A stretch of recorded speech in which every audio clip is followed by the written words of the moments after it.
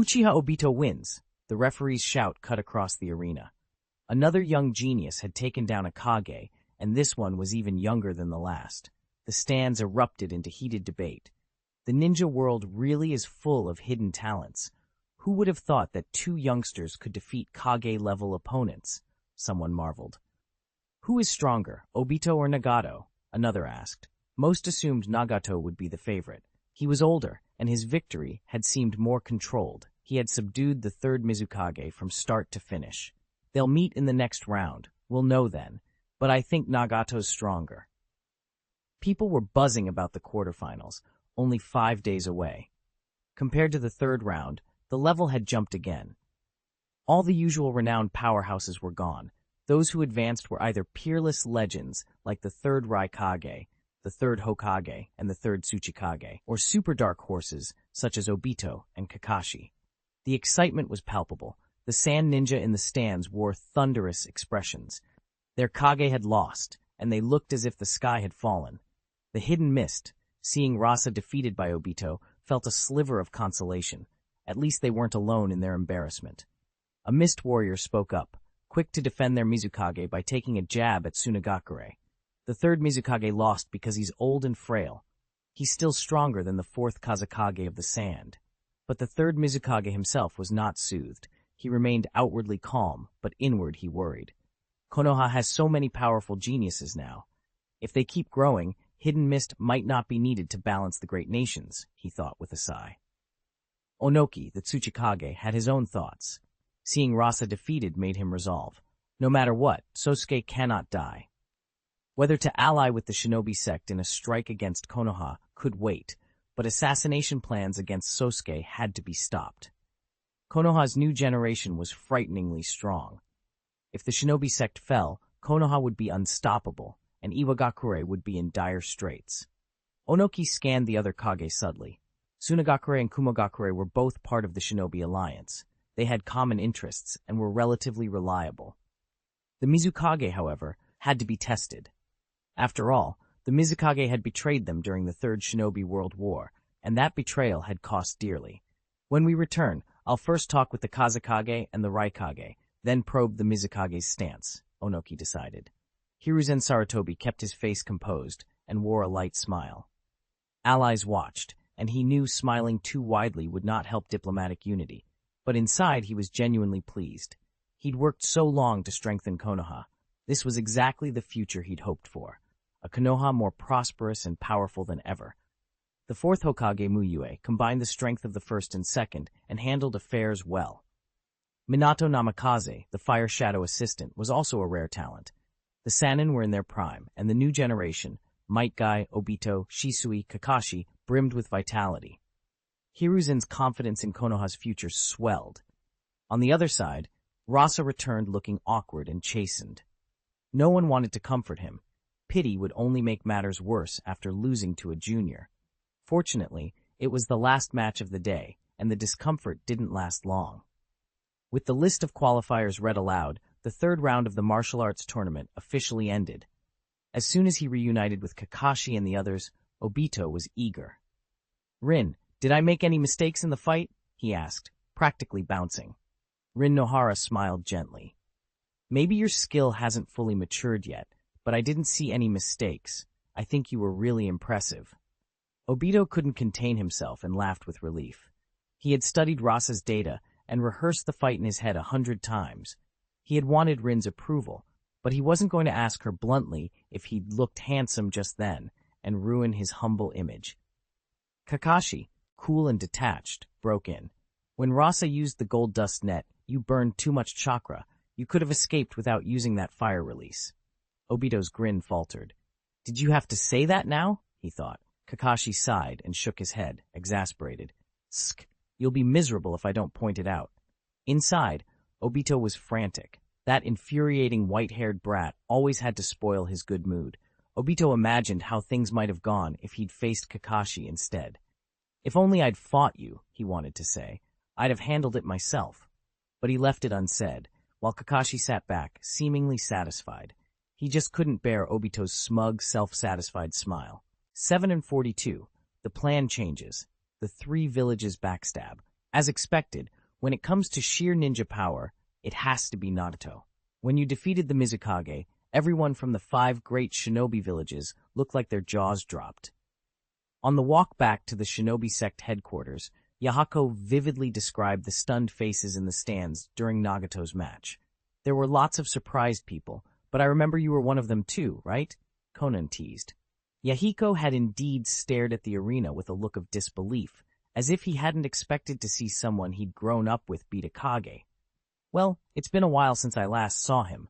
I didn't know Nagato's full strength, he admitted, scratching his head. Seeing a childhood friend topple a Kage was an enormous shock. And Conan must have been surprised too, though I didn't notice it, Yahiko added confidently. Even if you hope Nagato will win, beating a Kage is still startling. Conan smiled and didn't deny it. Yahiko turned to Nagato with a triumphant look. I told you so. On the other hand, Sasori, who hasn't known Nagato as long, seems to believe in him even more, Conan said, shifting the subject toward the silent Sasori. Among the many shocked onlookers, Sasori's expression had stood out. He'd only smiled a little, not surprised at all. I don't so much believe in his strength as I think the 3rd Mizukage wasn't that strong, Sasori said coolly. Isn't that basically the same thing? Yahiko shot back. To him it still boiled down to thinking Nagato stronger than the 3rd Mizukage. If the opponent had been the 4th Hokage, I don't think Nagato could have won, Sasori added, and Yahiko spluttered. Sasori's tongue was even sharper than the puppets he made. Nagato watched the easy camaraderie among his 2 close friends and couldn't help smiling. Indeed, Nagato said, in this world, only Teacher Sosuke can surpass the 4th Hokage, and only the 4th Hokage might surpass Teacher Sosuke. Surpass Teacher Sosuke? Nagato, you actually rate that Hokage so highly? Yahiko asked, surprised. After watching Sosuke defeat the 3rd Tsuchikage, Yahiko couldn't imagine what kind of strength could overcome Sosuke.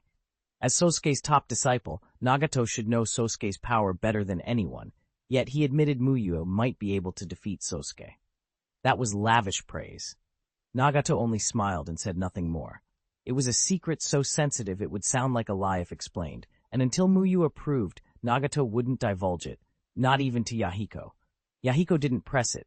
He contented himself with thinking Nagato was simply perceptive. Your next opponent will be Obito. He's dangerous, Nagato. Be careful, Yahiko warned. He still couldn't figure out how Obito avoided attacks or how to counter him. I will, Nagato replied. He had beaten Obito before, but Obito had clearly improved. Nagato did not intend to be complacent. After discussing a few more strong competitors, their conversation drifted into everyday matters. Conan, do people still send you love letters at the sect? Yahiko teased. Conan was popular, nicknamed the Pure White Flower and Gentle Angel, and brave admirers occasionally confessed to her. Nagato glanced at Conan. Curious. Not lately. I rejected them all, so they probably think I'm hard to approach and stopped, she said after a moment. Or maybe it's because I'm leader Kakuzu's deputy now. They're afraid of being scolded. Nagato and Yahiko exchanged looks. That possibility seemed very likely. Kakuzu was blunt enough to criticize even Sosuke if he thought it necessary. If confessions interfered with Conan's work, Kakuzu wouldn't tolerate it. Looking back, Teacher Sosuke must have planned for us to establish a branch in the Land of Rivers early on. That's why we were trained in different roles and given work experience, Nagato reflected. Being a Jonin squad leader in the Rain Village honed my management skills, Yahiko said, nodding. As a former leader of a makeshift organization, he hadn't understood how difficult village management truly was until he'd done it for real.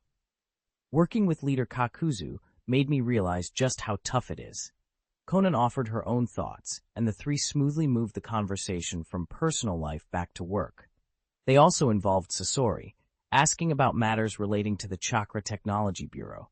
They stayed together until after dinner, walked a while, then split up to their separate duties.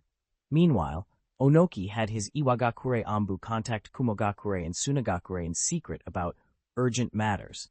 To avoid alerting Konoha and the Hidden Mist, each sent out a clone to attend the meeting while the real body went about daily tasks, minimizing the chance of exposure. The 3 clones met in an unremarkable hotel room, their Anbu keeping watch from the shadows. Onoki's clone set up a soundproofing barrier and then got straight to the point. Raikage, Kazekage, I believe the plan to assassinate Sosuke can no longer go forward. He said it plainly. If Konoha kept growing, the Shinobi Alliance needed a foundation for cooperation, and killing Sosuke might no longer be the best move. The third Raikage and Rasa reacted. Rasa looked surprised. He hadn't expected Onoki, who'd organized the assassination plot, to change his mind so swiftly. The third Raikage fell into thought, weighing the implications. Konoha's potential is too strong, Onoki continued. This isn't just Hayate Mugetsu, it's strong in every way. If we eliminate Sosuke, Konoha would have the chance to develop unhindered. In a decade, they could dominate the ninja world. If Sosuke remains, the Shinobi sect's development might stall Konoha, or collide with it. Either way, we could be in trouble. If Sosuke dies, Konoha would benefit more than us, the third Raikage said gravely. Losing Sosuke could let Konoha grow into an unstoppable hegemon. But if Sosuke survives, the Shinobi sect will be unstoppable. Then who will Sunagakure clash with? Konoha? The Shinobi sect? I don't want to gamble our future on Sosuke siding with the alliance to resist Konoha, Rasa argued. He wasn't blind to Konoha's rise. He'd just been defeated by Uchiha Obito, a rising star of Konoha, so he knew how dangerous they were. His point was that, if the Shinobi sect survived, it would threaten Sunagakure's dominant position in the southwest. If Konoha and the Shinobi sect both grow, Sunagakure could be squeezed out. What we should do isn't simply canceling the assassination, Onoki said. We must muddy the waters of the ninja world. He had been thinking during the tournament about what outcome would best preserve Iwagakure's interests. After much consideration, he landed on a risky but cunning plan. Don't kill Sosuke or let Konoha win outright. Let the two sides weaken each other. You mean leak information to the Shinobi sect? Rasa asked. Not just leak, Onoki replied. We tell the Shinobi sect someone plans to assassinate Sosuke and make them believe Konoha is behind it. Then, at the assassination attempt, we coordinate with the Shinobi sect, appearing to support them, so that Konoha suffers a major loss. At present, aside from Sosuke and Nagato, the Shinobi sect is weak, Onoki explained. There's still a huge gap with Konoha. We can be bolder. If we can use this chance to make Konoha lose a group of strong figures and geniuses, that will benefit us. Konoha had many powerful fighters in Six-Path City beyond the competitors, Mu Yue, the current Hokage of course, and hidden masters like the Yellow Flash Minato Namikaze, Orochimaru, and Tsunade. Other villages had reserves too. Iwagakure, for instance, had the Five-Tails Jinchuriki Han, but he hadn't been entered in the tournament. Weakening Konoha's lineup would be a windfall. If we can pull it off, that would be ideal, Rasa said, tempted.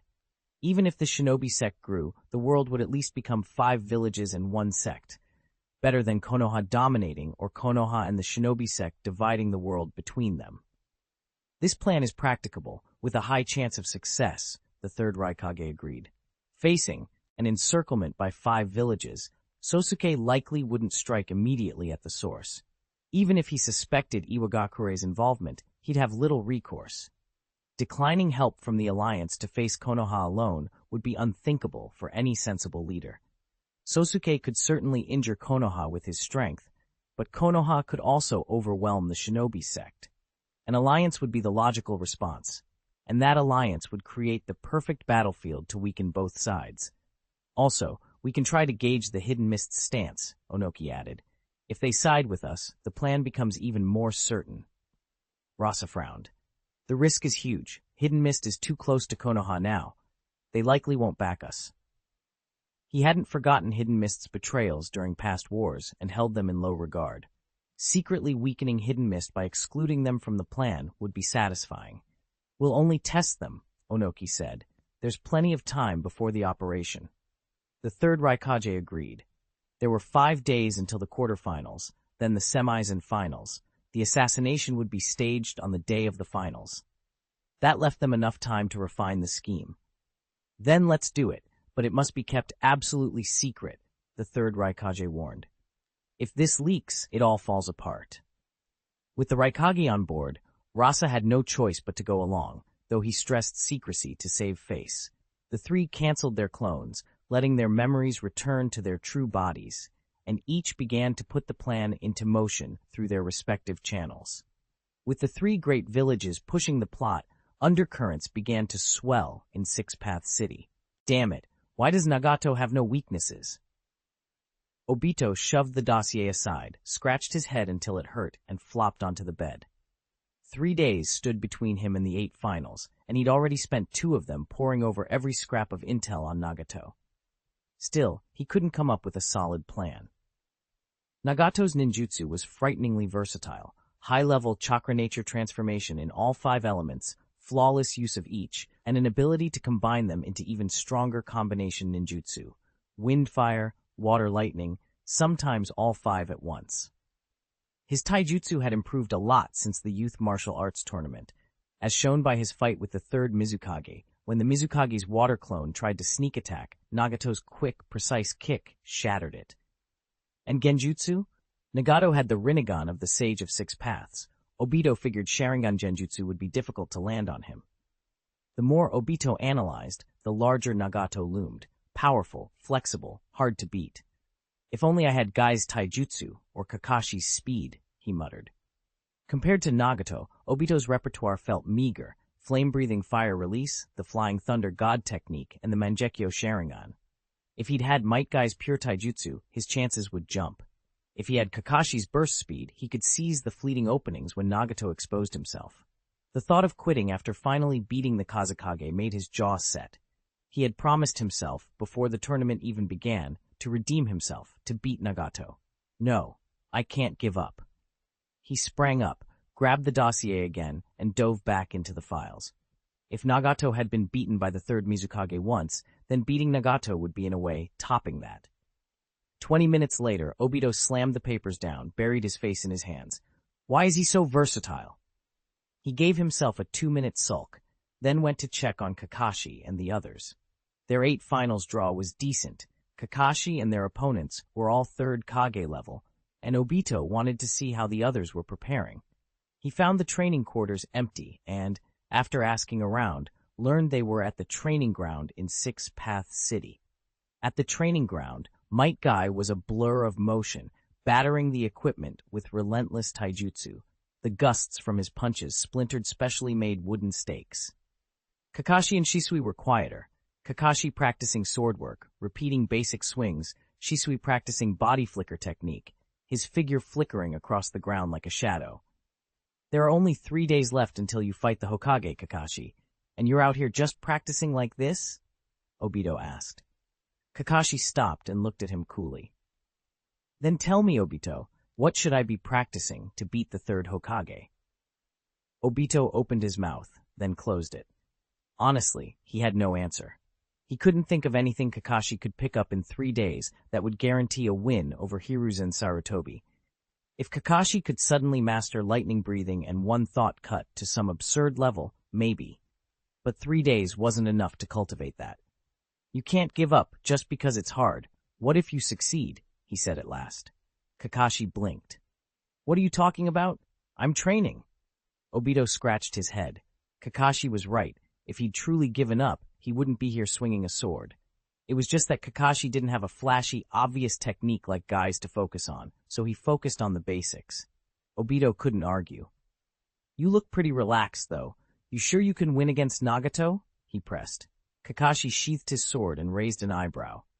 He'd watched Nagato's fights carefully and agreed Nagato was Kage-level strong, difficult to beat.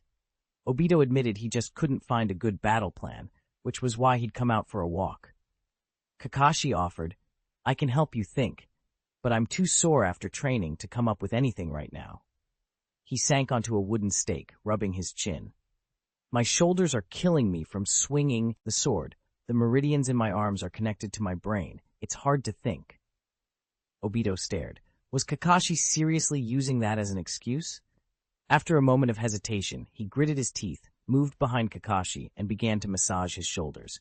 Despite Kakashi's dubious morals, Obito valued his combat intelligence. The man usually edged out rivals by sheer tactical skill when the strengths were close. Obito, didn't you eat breakfast? You don't have much strength? Kakashi complained. How dare you, white-haired sneak? Obito fumed and instinctively dialed up his breathing technique to squeeze more force into his hands. You trying to make my massage so hard I lose my strength? Kakashi looked at him expressionless. Heh, I was just worried you'd complain about not doing enough. Obito grinned reluctantly and eased off. Is this okay? Kakashi nodded, then shook his head. Both, actually. My shoulders feel better, but my arms are still sore, so my thinking's fuzzy. Obito almost spat fire. I'll endure, he muttered, imagining the fame of beating Nagato, forcing himself to keep massaging Kakashi's arm. He was secretly annoyed that not even Rin had gotten such treatment. After a while, Kakashi stretched and said, My legs are a little tired too. Want me to warm your feet with blue flame? Obito pretended to consider entering flame-breathing chakra mode.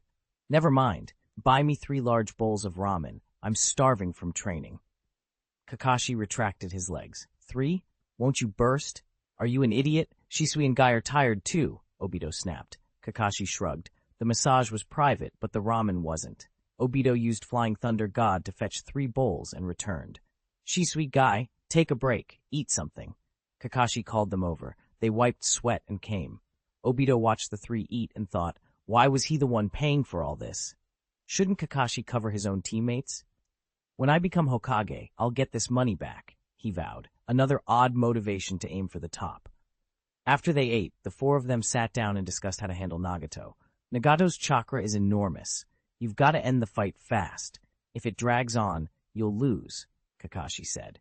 By Mu Yue's standards, Obito had good chakra reserves, but next to Nagato he was tiny.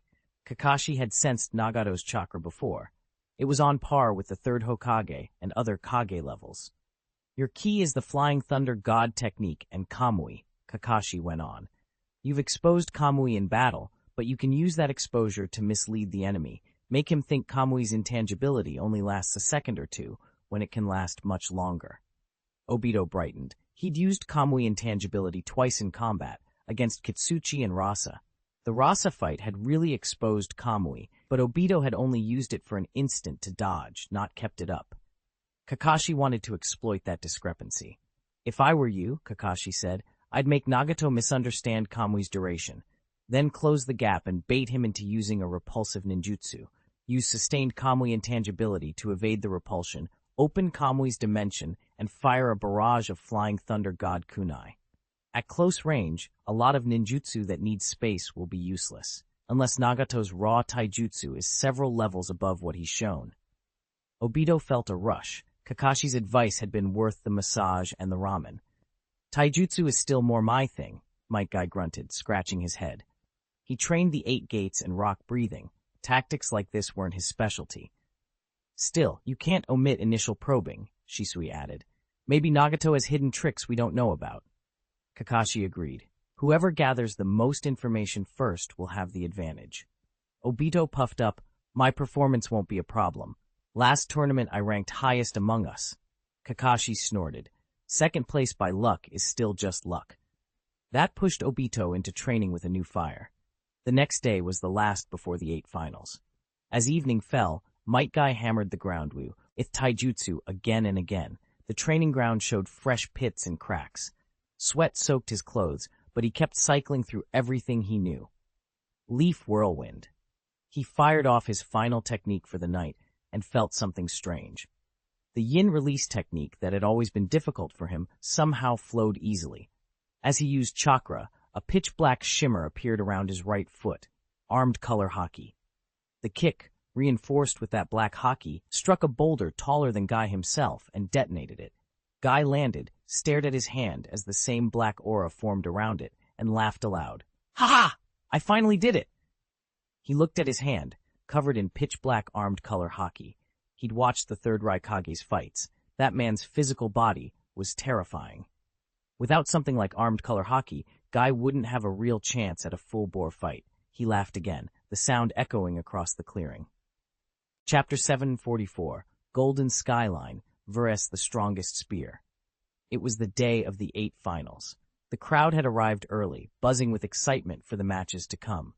Nagato and Uchiha Obito are both geniuses who beat Kage. Whoever wins between them really could claim to be the #1 genius in the ninja world. How long will Shisui the Body Flicker and Kakashi the Lightning Fang last against the third Tsuchikage and the third Hokage? Before the first bouts even began, the stands were alive with debate. Fans shouted predictions, traded rumors, and argued over bets. When Metkai defeated the fourth Raikage in the last round, he still looked unstoppable. Could he pull another upset and beat the third Raikage? Impossible. Fourth Raikage was just a newly selected AB combo. He's not on the same level as the third Raikage. If the third Raikage uses his full power, Metkai won't last long. Most spectators were certain the third Raikage would win. Ever since Sosuke defeated Hiruzen Sarutobi, the ninja world had argued fiercely over who was the strongest in the current era, and the third Raikage was one of the leading candidates. His supporters had a simple case.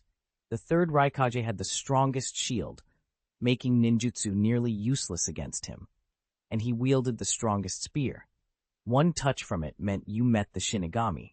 Metkai might be a prodigy, but he wasn't just facing any powerful opponent. He was taking on one of the era's top contenders. Given that, it was no surprise most people expected Guy to be overwhelmed. Contestant number 1, Metkai, versus contestant number 9, third Raikage-sama. The referee's announcement drew every eye to the arena. This clash, ordinary taijutsu versus nin taijutsu, promised to be one of the day's highlights. In the contestants' lounge, Metkai stood, waved farewell to his friends, and strode toward the arena with his trademark grin. The third Raikage, stationed on a high platform, rose and marched down the passage without haste. When they entered the arena, the crowd erupted with mixed cheers and chatter, a buzzing roar that Metkai barely registered. He simply laughed loudly, flashed a confident smile, and gave a thumbs up. The third Raikage spotted the gesture. He said nothing, offered no mockery, just a quiet glance, then took his place and prepared for combat.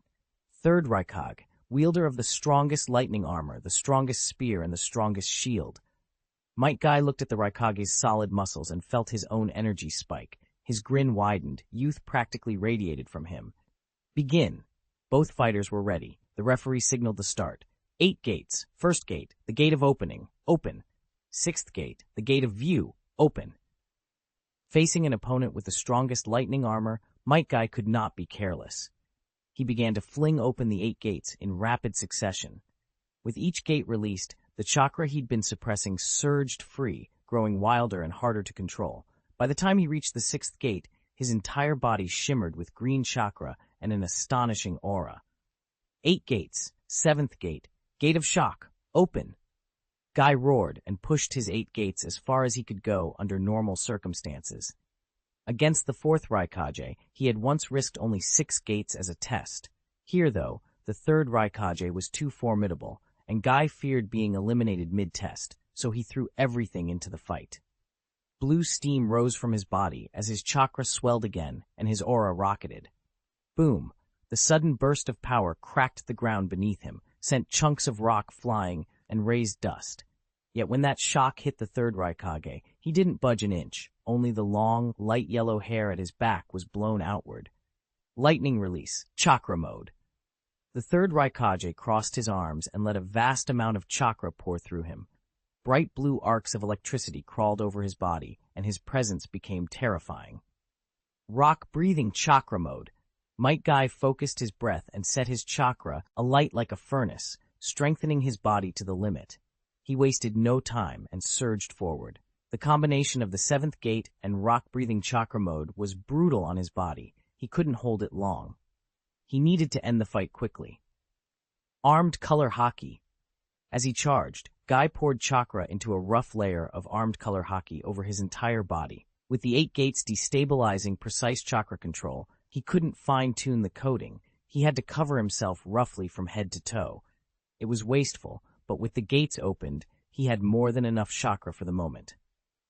The 3rd Raikage's eyes narrowed at the sight of Guy's body covered in a black varnish.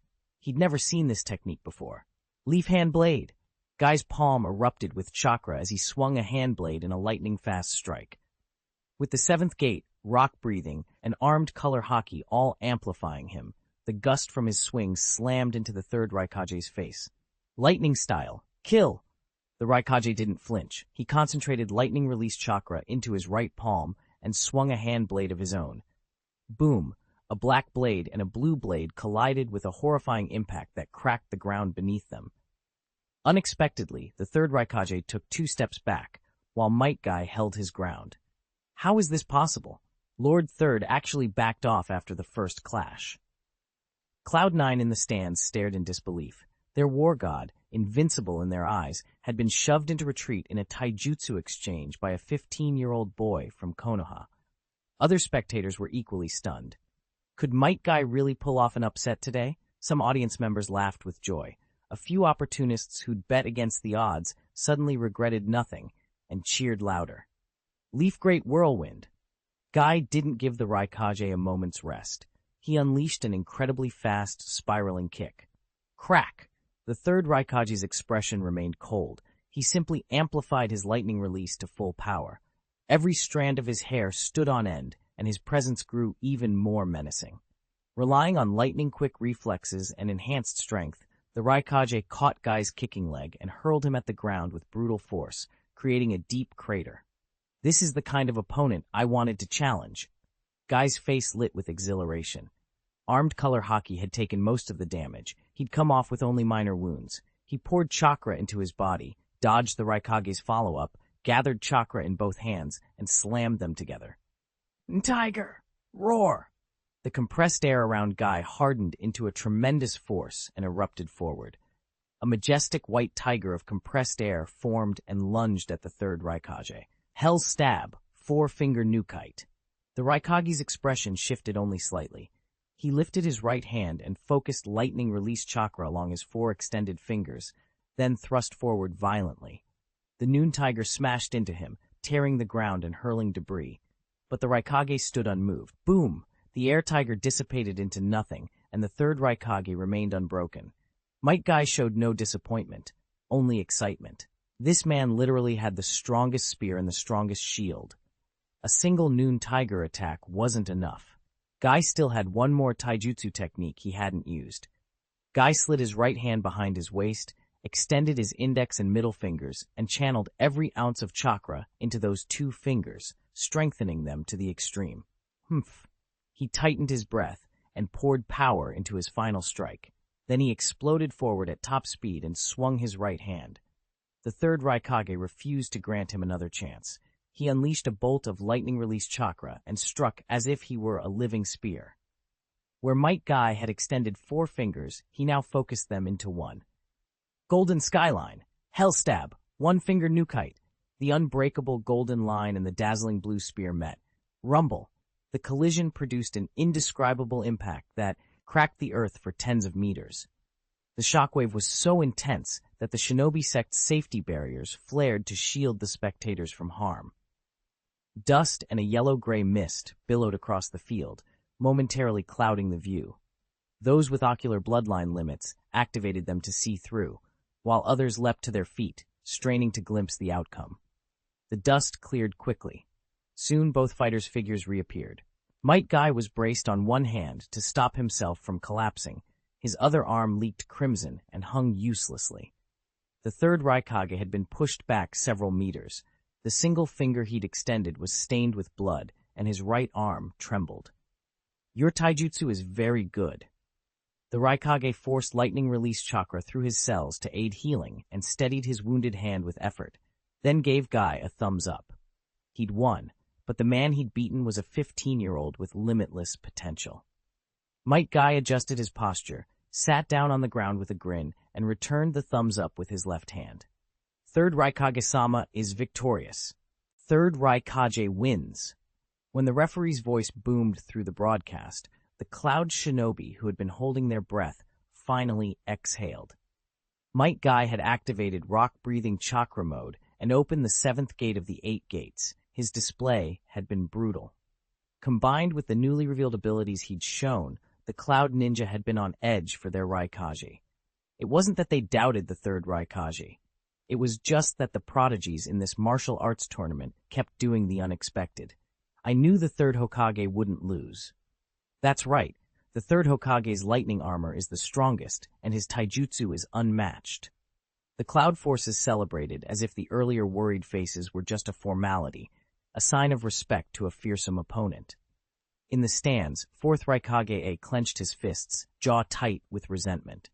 He was the hidden cloud's rising star, supposed to shoulder the Raikage's mantle someday, and yet a Konoha youth, who hadn't even used his full power, had beaten his father. I resolved then and there to train harder, to cultivate himself until he could not be defeated like that. The other Kage watched in surprise. Might Guy's final blow had actually injured the 3rd Raikage. That impressed them. Guy's power is even higher than the Kazekage and Mizukage, thought Onoki. Given what Might Guy had shown, he might have been able to best the 3rd Mizukage or Rasa. Hiruzen stroked his long beard with a faint smile, satisfied by Might Guy's performance. Might Guy and Might Odai both practiced the 8 gates, but they were not on the same level. Thanks to Mu Yue, Hiruzen thought. Among the 8 strongest contestants, only 3 were Kage, yet 4 were disciples of Mu Yue. One outstanding student might be just talent, but 4? That spoke to a teacher who could unlock potential. Mu Yue had clearly been exceptional. Hiruzen knew Mu Yue's students weren't limited to the famous names. Asuma's progress was another example. In the contestant lounge, Obito watched things with a calmer eye. There's still a gap between Kage. Even Guy, who's mastered armed color hockey, lost, he said. From Obito's estimate of Rasa's strength, Might Guy had a shot at Rasa, but even so, Might Guy was still a distance from the 3rd Raikage. If every Kage were on Teacher Mu Yue's level, the Shinobi world would be a disaster after endless wars, Shisui agreed, remembering how Mu Yue's battle with Madara had turned a battlefield to ruin. Obito asked, curious, Shisui, how confident are you going to be? Almost none, Shisui shook his head. Onoki was a veteran equal to the 3rd Raikage, formidable in strength and incredibly rich in battle experience. In a ring match, Shisui couldn't see an easy path to victory. In a fight to the death, his Mangekyo abilities might tilt the scales. With Divine Imperial Throne, he'd essentially have 2 lives, plus Tsukuyomi and Susanoo, but the tournament didn't call for that. Besides, he'd already used Tsukuyomi in the last match and was still recovering. A single Tsukuyomi wouldn't be enough anyway, so he had decided not to use any Mangekyo at all. Time passed while they talked and the battlefield was repaired. Then the announcer called, Contestant number 17, Uchiha Shisui, versus contestant number 25, Lord Onoki. Shisui stood, bowed to Obito and Kakashi, and walked to the ring. Onoki did not use the passage. He condensed chakra, activated his super lightweight boulder jutsu, soared up, and landed on the field, an entrance that drew cheers. As the Tsuchikage, his singular style was welcome. Onoki stood with hands clasped behind his back, studying Shisui. Of the 4 Konoha prodigies in the top 8, Shisui's fights had been the least flashy. Few explosions, just quick exchanges after which his opponents inexplicably collapsed. Onoki wasn't fooled by that. He knew battle wasn't only about visible destruction or raw chakra. Too many subtleties decided the outcome. A genjutsu that can even hurt a jinchuriki. I must be careful, he thought. After console, Ting with the hidden mist, Onoki had learned Shisui's strength had been underestimated. Yagura had become a jinchuriki after the 3rd Shinobi World War and had controlled the 3 tails. Theoretically, that made him stronger than the 3rd Mizukage. Yet in his match with Shisui, Yagura had lost without using his tailed beast powers. Onoki kept that in mind. Battle start, the referee announced. They both released chakra at once. Shisui burst forward with the body flicker technique, and his eyes flashed blood red, his Mangekyo Sharingan. Onoki took to the sky again with his super lightweight boulder jutsu. Earth release, golem technique.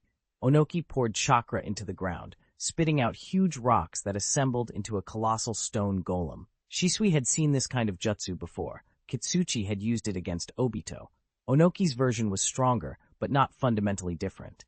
The golem, augmented by other earth release techniques, pressed Shisui back, gradually cornering him. Flame-breathing chakra mode. Shisui focused his breathing, entering flame-breathing chakra mode. His aura surged. Fire release, blue flame, great fireball technique. He condensed chakra in his throat and exhaled a stream of blue fire that coalesced into a human head-sized blue fireball. Shisui's blue flame had over 700 mastery points at the proficient level, allowing him to vary it. This great fireball variant had terrifying power. The rock golem was obliterated in an instant. The arena floor was left scorched and blistered. Onoki distanced himself quickly to avoid the blast. Shisui didn't exit flame-breathing mode. He pressed the attack, sending 3 fire-release Great Dragon Fire techniques at Onoki in rapid succession. Dust Release, Detachment of the Primitive World Technique.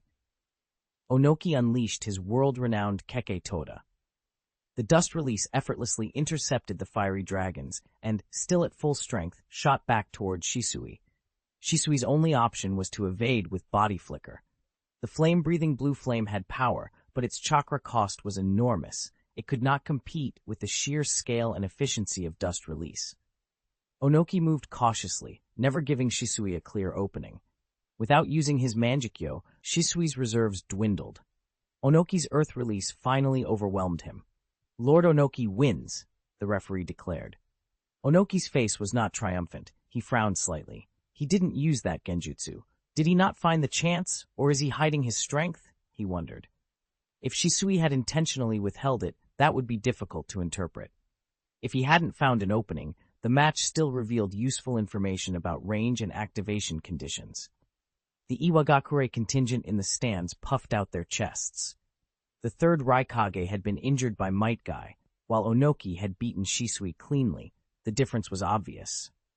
The Hidden Mist and Sand delegates kept their heads low. With only the third Mizukage and fourth Kazekage having lost, neither village had much reason to speak up. Everyone presumed the third Hokage would win his upcoming match as well. Hiruzen's reputation had long been established, and his opponent was a talented ninja from Konoha. Under watchful eyes, Kakashi couldn't easily upstage the old man.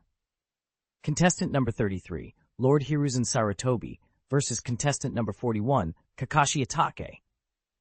The arena was repaired, and the next announcement sounded.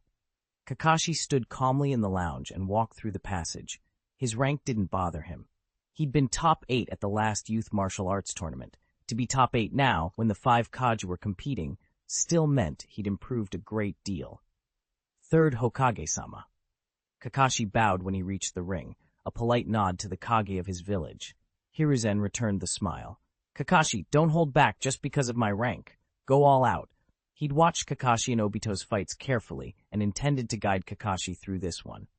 Then I apologize in advance, third Hokage-sama, Kakashi said without citation, and Hiruzen nodded. Battle start. Kakashi drew Enma from his back and charged.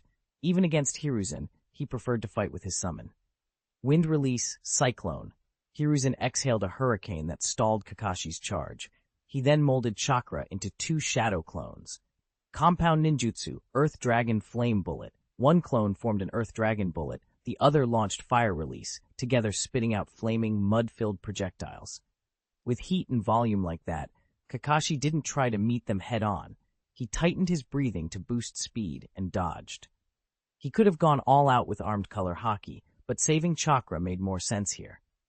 Hiruzen's main body then blasted out a massive fire release, creating a sea of flames. One shadow clone used wind release to spread it. The other used wide area lightning release to squeeze Kakashi's escape routes. Faced with that encirclement, Kakashi's options narrowed. Yang Seal Release. Kakashi opened the seal and flooded his body with the seal's chakra, entering lightning-breathing chakra mode. Lightning chakra flowed over his limbs, enhancing his physical ability. Using lightning kenjutsu and Enma together, he tore through the ninjutsu blockade without taking damage. Hiruzen smiled faintly and smacked the ground. Summoning technique! Enma appeared.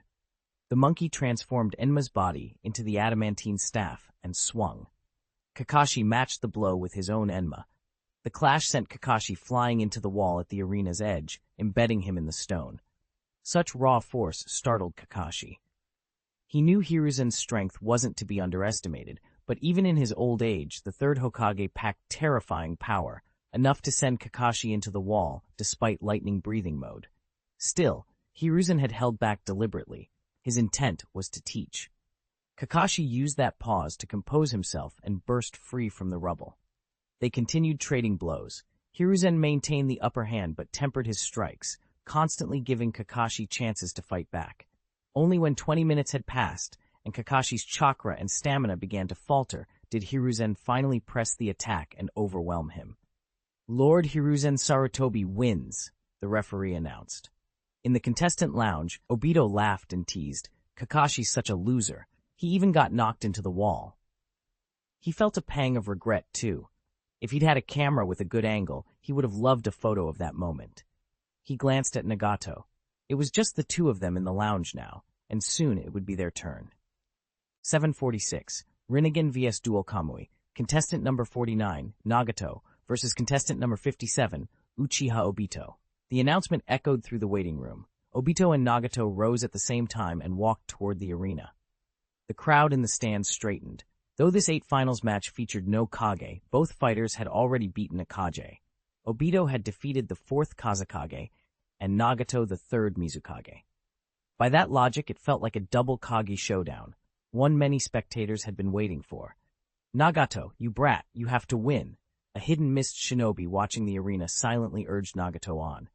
In theory, they should root for Obito. Konoha was an ally, but Nagato's victory over the 3rd Mizukage meant the loss could be explained by Nagato's abnormal strength rather than the Mizukage's incompetence. Better their village's reputation be preserved that way. Uchiha Obito, don't mess this up. Sand Shinobi felt the same duty toward Obito. If Obito won, the Kazekage's prestige could be salvaged. Neither Obito nor Nagato knew the private calculations of the mist and sand fighters. They took their stands and readied themselves. This time, I must erase that shame. Facing Nagato, Obito's fighting spirit flared. He remembered the youth martial arts tournament when, armed only with a 3 Tomoe Sharingan, he had been crushed by Nagato. Now he had a Mangekyo Sharingan. His chakra control and ninjutsu had improved, giving him a qualitative jump in strength. If Nagato had held back against the Mizukage, Obito had a real chance. As expected of Mu Yue sensei's disciple, he's come a long way. Nagato studied Obito. In the tournament years ago, aside from being surprised by Obito's fire release, he dominated. Now he wasn't fully confident. Obito's recent fight with Rasa had revealed new evasive tricks against magnet release he hadn't fully understood. Still, Nagato smiled faintly. With his yang release breathing chakra mode mastered, a close quarters fight might be more evenly matched than before. Begin the battle. At the referee's call, the 8 finals match began. Obito focused his breathing. He pulled 3 Flying Thunder God kunai from his pouch, condensed chakra into them, applied fire nature transformation so they were wreathed in flames, and flung them like meteors. Shinra Tensei. Nagato didn't hesitate. He released the fastest Shinra Tensei he could. Chakra poured from his Rinnegan, and a powerful outward repulsion rolled over the field. The flaming kunai were swept away. The shockwave also shoved Obito back a distance. Summoning technique. Obito condensed chakra and called forth his summon, Charizard. Based on intelligence from the youth martial arts tournament, Nagato's repulsive jutsu had a 5-second cooldown, so a mobile flying partner would be valuable. Charizard wasn't the strongest summon, but it flew, and that mattered. Summoning technique. Nagato used his summoning as well. A white mist formed, and a strange, deep purple creature appeared, squat, wider than Nagato himself, with short limbs, and its eyes were the Rinnegan. What kind of summon is this? It looks weak. Obito frowned at the odd purple creature. It was shorter than Nagato, but absurdly wide. He worried the thing might struggle if it fell. Then he noticed its eyes were the same as Nagato's. Gengar, it's your turn, Nagato said. Years of training had deepened his control of the Rinnegan. Now he could project his Rinnegan vision onto a summon, sharing sight, and by spending some chakra, he could grant the summon a portion of Rinnegan abilities. Gengar puffed its chest confidently. Charizard blew a disdainful plume of smoke. This tiny figure dared speak to it? It would see who finished whom. Gengar chuckled and stomped. With another burst of summoning smoke, a gigantic 2-headed hellhound with wings erupted onto the battlefield. Gengar wouldn't go one-on-one with Charizard. Given the Rinnegan link, it intended to use the hellhound to swarm. Charizard barely changed expression. It sensed the hellhound's aura was weak despite its size. 1 against 2 didn't bother it. Under Gengar's control, the hellhound lunged, flying up to clamp at Charizard's jaws. Charizard snorted. Wind release. Air blade. It condensed chakra in its claws and sent 2 razor wind blades into the hellhound's open flanks. What happened next stunned Charizard. The hellhound didn't die. Instead, it split into two. The duplicates kept attacking. Charizard hurled out 2 more wind-release air blades, and the pair divided into 4. What is this? They just keep multiplying. Gengar laughed, approaching to help the growing pack. Shadow Ball. It formed a small pitch-black sphere and flung it at Charizard. Charizard, flying high, saw the attack and dodged, but one of the Hellhounds seized the chance and bit into Charizard's tail.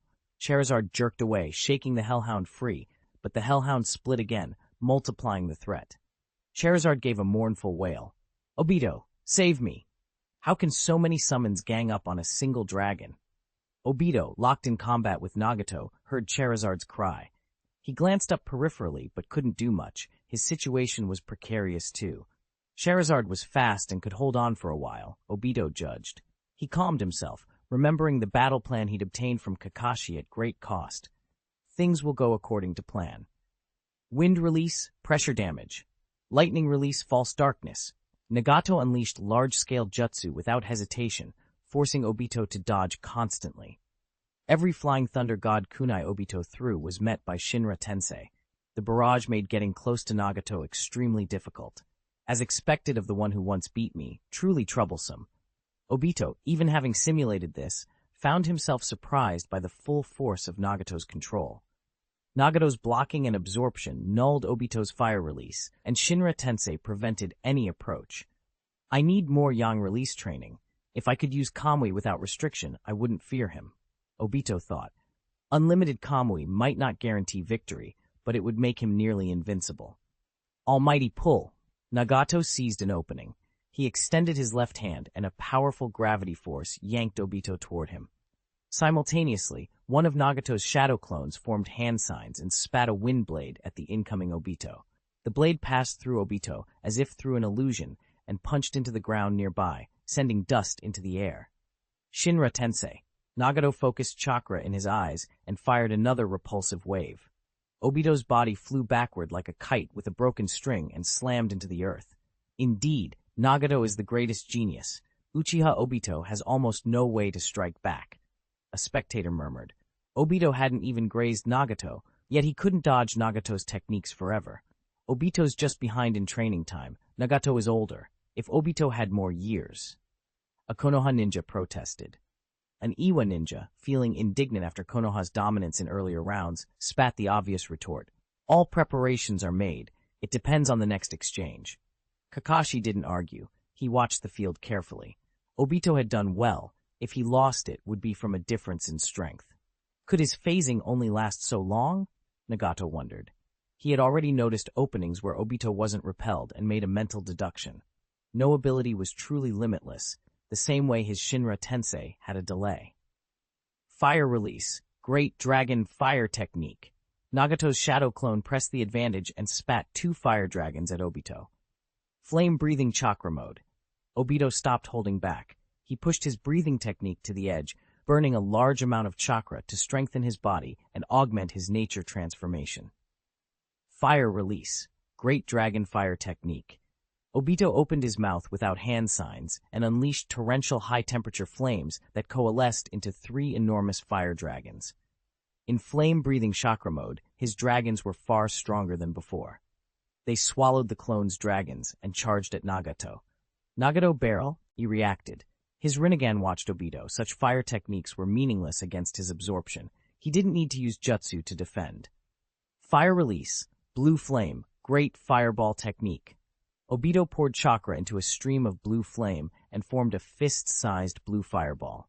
Nagato's face didn't change. He gathered chakra inside, ready to absorb it.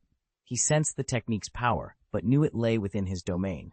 Then Obito's target turned out not to be Nagato, but the ground nearby. The blue fireball struck the earth and detonated with a terrifying blast. The shockwave and superheated airflow could not harm Nagato's main body, but they dissipated Nagato's shadow clone. Lightning release, False Darkness. Nagato responded by spitting out a spear of lightning that pierced through Obito and flew to the arena's edge. Like the previous wind blades, it cut through him. Shinra Tensei. Nagato raised his hand and centered a repulsive force to push everything away. But it did not move Obito. Was that a deliberate opening? Nagato immediately realized Obito's tactic. Obito's phasing had a time limit, but but it was long enough to exploit, and Obito had planned accordingly. Kamui. Obito opened the Kamui dimension, and in a single breath fired out the hundreds of Flying Thunder God kunai he'd stored inside. With so many kunai, even a hurried Nagato couldn't dodge or absorb them all. Several kunai found their mark, piercing Nagato. Fire release, Flame Fist. Obito activated the Flying Thunder God technique, teleporting instantly behind Nagato and swinging a fist wreathed in high-temperature flame. "I've got him!" Obito's face lit with joy. Though Nagato's taijutsu had improved, how could he match Obito in flame-breathing chakra mode? Yang release breathing chakra mode.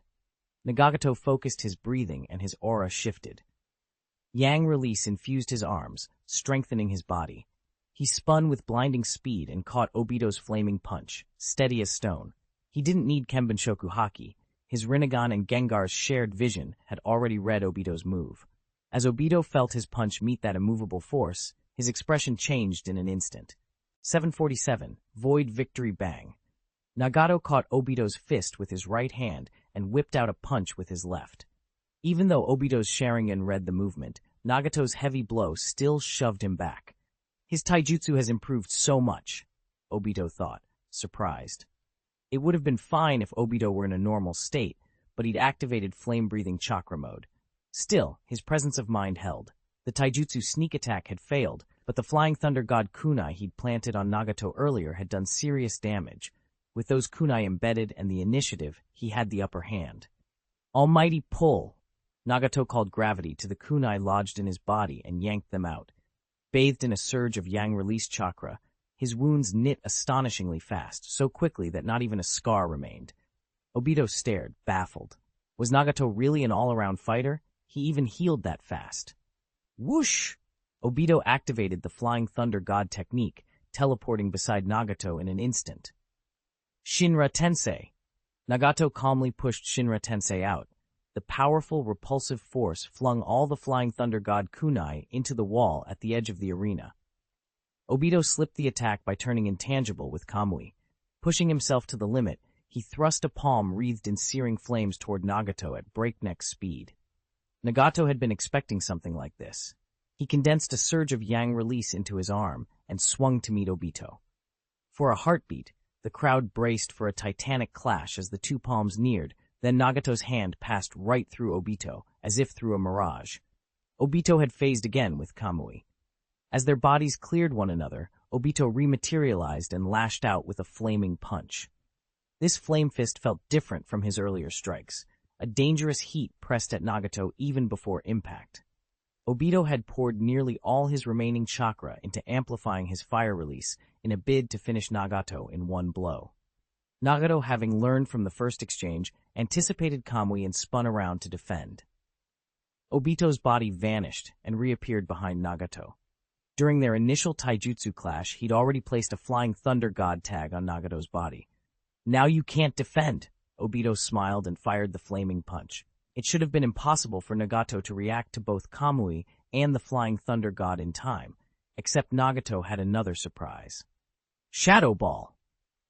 A sphere of dark energy leapt from Nagato's side and slammed into Obito just as his flame fist was about to land.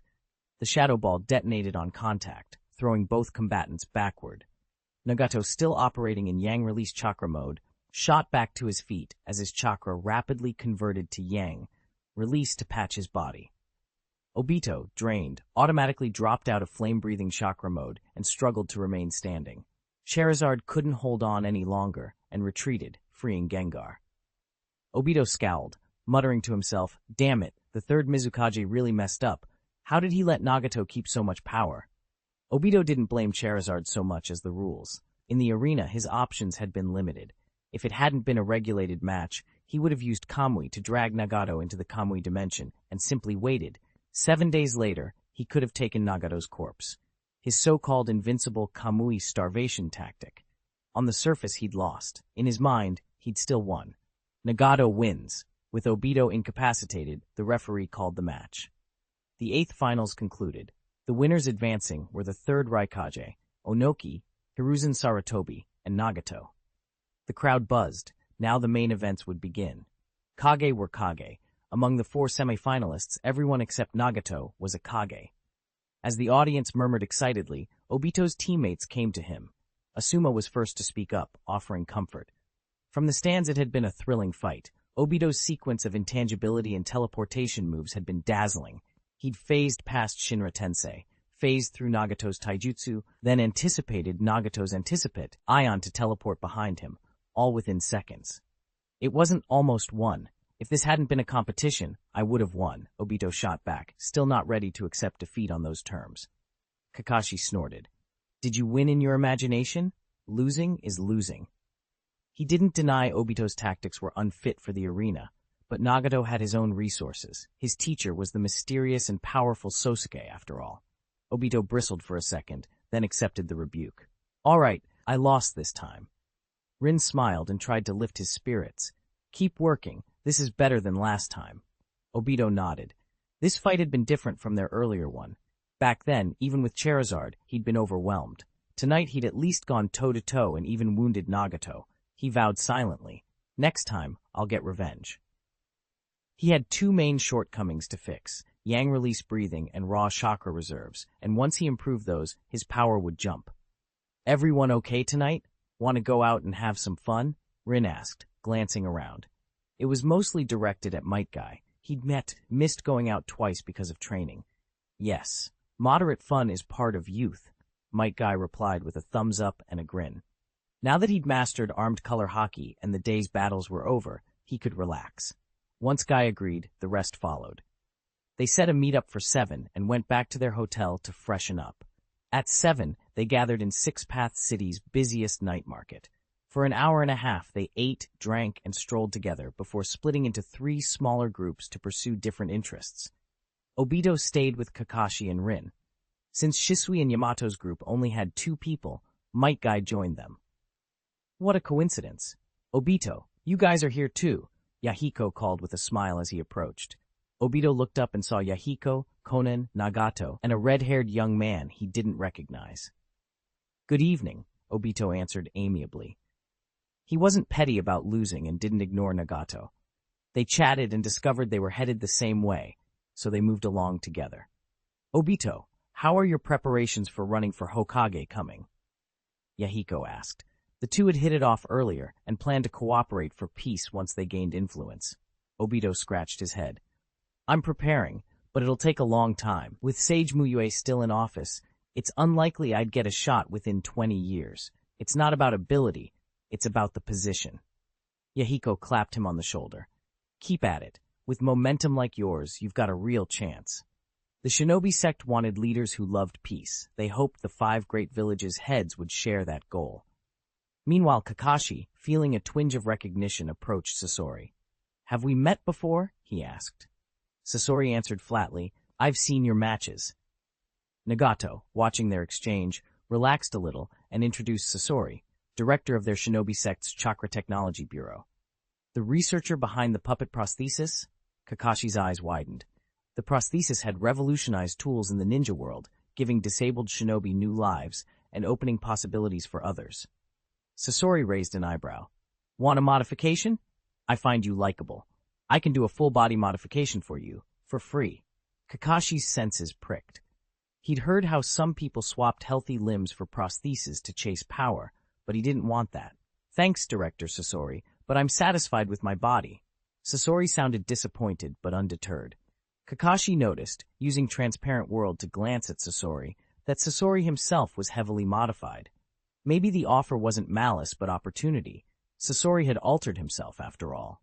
Nagato hung back a pace, then asked Sasori quietly, why help Kakashi with a full-body modification? Sasori's smile went cold and sinister for a moment. What do you think? To take the chance to kill him and get revenge?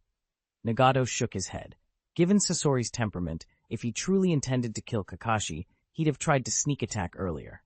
He suspected Sasori was posturing. Yahiko, watching them from behind, stroked his chin. One tall, one short, both with red hair. Does Nagato have a younger brother he's lost? He mused aloud. Konan smiled gently. They weren't related by blood, but her bond with Nagato and Yahiko was as close as family. Who knows? As long as they're happy, it doesn't matter. Right, Yahiko agreed, quickening his pace to fall into step with Nagato. What do you want to eat, Nagato? Tonight's for you. You're the guest of honor. Sukiyaki, Nagato said. Then let's go. Don't lag behind. No text for this chapter. Let's proceed to the next chapter. Six Paths City Training Ground. Although they'd been knocked out of the tournament, Obito and the others didn't stop training. If anything, they used the extra time to crowd Mu Yue for daily instruction. In Konoha, they could have gone to his house when questions came up, but Mu Yue was the Hokage, always busy, and his students didn't want to wear him out. Here in Six Path City, he had more free time than in the village, so they took advantage of it. This is great. Obito leaned against a tree, catching his breath, and watched Shisui and Metkai spar nearby. The sight tugged at a memory of their long training days back in the South Border Forest, before Mu Yue became famous in the ninja world and before they themselves earned reputations. Back then, they'd seen Mu Yue every day and learned from him constantly. Later, life and responsibilities thinned those opportunities. No wonder people want to go back to their school days. Obito sighed. For what? In novels, in real life, I never understood that before, Kakashi said, coming to sit opposite him. When I was in school, I just wanted to graduate as fast as possible and get out on missions. Why would anyone want to go back? Maybe they want to live with their memories. Rin Nohara, sitting between them, smiled. If your memories were warm and good, you'd want to relive them. Not necessarily, Kakashi answered. Youth is priceless. Even if it doesn't make your life any better, some people want to experience that time again. That's what I mean. Youth isn't something you relive. It's endless. Metkai, still sweating from training, slammed down and shouted the last word across from Rin. Shisui noticed everyone was resting and walked over. The tree trunk was crowded on all sides, so he blinked and body flickered up to a branch to sit. Yamato settled on another branch nearby. The kind of youth Rin means and the kind Guy screams about aren't the same thing, Obito muttered. Rin's was a time in your life. Guy's was a spirit. They bickered for a while, trading teasing remarks. Obito then noticed Mu Yue sitting in the shade of the tree, unusually quiet, as if lost in thought. Sensei, do you have something to do? Obito asked. Mu Yue shook his head. No, I was just thinking about what compensation to give you. Compensation? For us? Obito's face registered confusion. It wasn't the students who should be compensating him. If anything, they owed Mu Yue for teaching them. The others looked puzzled too. Why compensate? Obito asked bluntly. You'll know in a few days, Mu Yue replied, smiling but offering no further explanation. Obito and the others' curiosity was piqued, but when Mu Yue said a few days, they were content to wait. When it came to Mu Yue, they would wait patiently for years if they had to. 5 days passed quickly. At the foot of the mountain outside Six Paths City, the martial arts tournament finals were about to begin. There were noticeably more shinobi present than during the semifinals. Even though the event required jonin-level clearance, this final attracted many jonin from the 5 great shinobi villages. Third Raikage versus Hiruzen Sarutobi, the referee announced from the center of the arena. The third Raikage and Hiruzen exchanged a calm look and walked into the ring.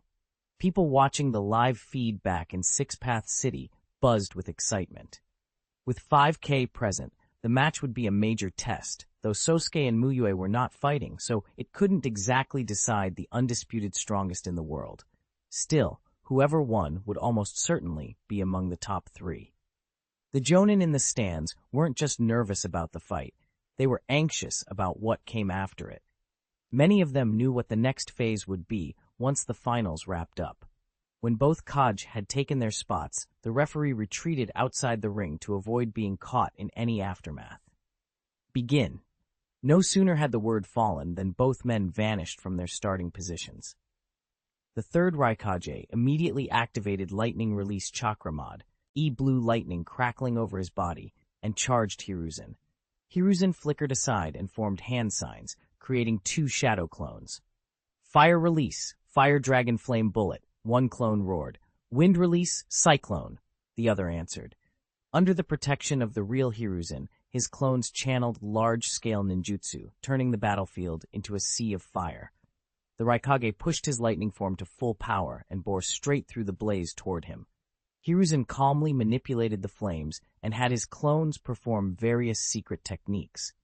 Though they didn't seriously wound the Raikage, the constant stream of attacks put him on the defensive for a time. After a while, Hiruzen shifted tactics, summoning Enma and switching to Taijutsu. With the adamantine staff, capable of changing size paired with his own strength, Hiruzen held his own. Each collision between the two Kage sent shockwaves through the ground.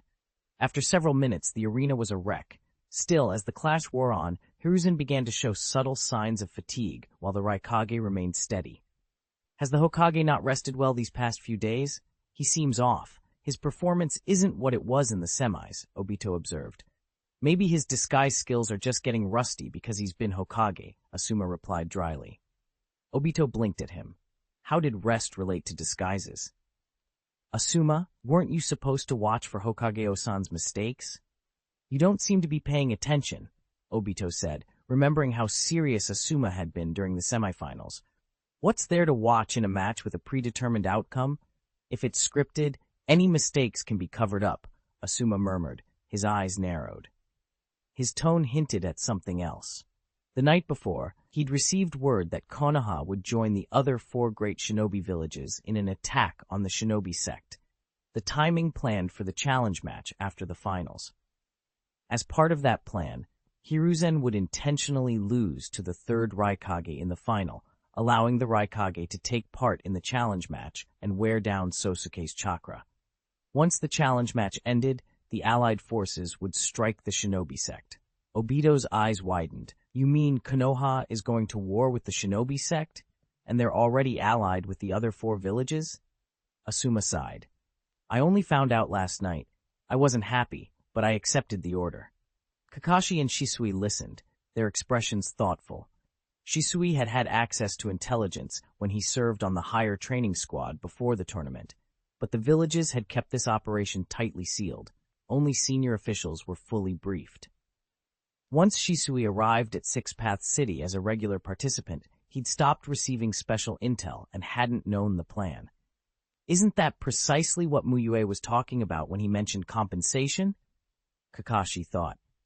If Asuma, given his rank and ties to the Hokage, had been told only on short notice, it was likely Mu Yue had arranged who would be informed and who wouldn't. If much of Konoha already knew, Mu Yue wouldn't need to hide things from his students for long. Revealing details prematurely could jeopardize the plan. Asuma, did Mu Yue tell you anything? Kakashi asked. Yes. This morning he warned us that the finals might get chaotic and told us to be careful. Above all, to protect ourselves and our comrades if anything unexpected happened, Obito remembered aloud. He'd wondered at breakfast why Mu Yue would give such a warning when both the 5 great shinobi villages and the shinobi sect were present. Now he understood. The trouble would come from the planned attack itself. Thinking of Mu Yue's words calmed something in Obito. Whatever Mu Yue arranged, he wouldn't knowingly put his students in needless danger. If Mu Yue had told them to be on guard, it meant the warning had purpose beyond mere caution. Besides, without Mu Yue's guidance in the past, they might have died on missions long ago, so Obito trusted him. Back in the arena, Hiruzen was starting to lag. Even ordinary jonin could see he was at a disadvantage. If he had no decisive trick left, the 3rd Raikage could claim victory. Is 3rd Hokage really going to? Konoha ninja whispered incredulously. To fool the shinobi sect, this step had to look convincing. Hiruzen had to give the appearance of a genuine loss. On the sidelines, the Cloud Ninja cheered for the Raikage. Other villages pretended to debate and root for their fighters, and the arena carried the buzz of a staged but fierce contest. Disguise is a required course for shinobi, Kakuzu muttered. Moments later, Hiruzen made a deliberate mistake, enough for the Raikage to seize an opening. The 3rd Raikage struck decisively. 3rd Raikage wins! Congratulations to the 3rd Raikage for winning this year's martial arts tournament, the referee called. On the hillside Onoki, Rasa and the 3rd Mizukage exchanged knowing looks and a slight nod. The atmosphere in the arena shifted immediately. Everyone sensed the next move was coming. No text for this chapter. Let's proceed to the next chapter. No text for this chapter. Let's proceed to the next chapter. 3 colossal beasts roared across the battlefield. One was a monstrous ox fused with writhing octopus tentacles. Another was entirely white, like a horse with a dolphin's head and 5 tails streaming behind it. The last was an enormous spiked turtle, 3 tails. Even standing beside them, ordinary shinobi looked like ants. Each beast radiated such an oppressive chakra that the Konoha shinobi watching could only stare in dread. Since the formation of the ninja villages, the word Jinchuriki had been synonymous with raw destruction. A single host could terrify entire nations. Now 3-tailed beasts had manifested at once. Could Mu Yue possibly fend them off while also facing the Kage? Let the Jinchuriki be our main attackers. We provide support. Don't let them be suppressed by wood release, Onoki commanded. Wood release was the natural counter to tailed beasts, able to absorb and suppress their chakra. If it went unchecked, even 3-tailed beasts might not be enough to stop Mu Yue. The 3rd Raikage and 3rd Mizukage agreed at once. Mu Yue's attacks had been brutal. Even the 3rd Raikage, known for an impenetrable shield, had no confidence he could stand up to Mu Yue without taking serious damage. Onoki scanned the battlefield. Besides the 3 Jinchuriki, only 6 people still seemed able to fight. One of them was Chiyo, currently entangled with Sasori. He took a breath and refocused on Mu Yue. The remaining combatants might be few, but they were heavyweights, Kitsuchi, 4th Raikage I among them. They still had a chance. The 3 Jinchuriki roared and charged in unison. Mu Yue didn't dodge. Calm as ever, he watched them approach and called out, "Isobu, Son Goku, Juki, having been imprisoned hasn't been easy, has it?" The tailed beasts inside the 3 Jinchuriki widened their eyes. No one else had ever addressed them by name. Usually people only ever used their tail numbers. 8 Tails wondered in confusion. How did this man know their names? Did one of the beasts tell him? "B, let me take over. I want to ask him something," 8 Tails urged through Killer B. Killer B hesitated. Normally he would have agreed without question, but this battle was critical. His own safety was one thing, but B's brother and father were also on the field. "Forget it. Just ask him," 8 Tails decided, and Killer B relayed the thought. The other 2 Jinchuriki briefly halted as well. They couldn't risk their tailed beasts going rogue. History had shown a tailed beast could, in full transformation, absorb its host's chakra until the Jinchuriki died.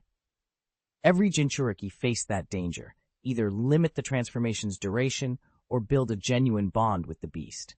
Mu Yue's words had stirred something. "Why do I know your names?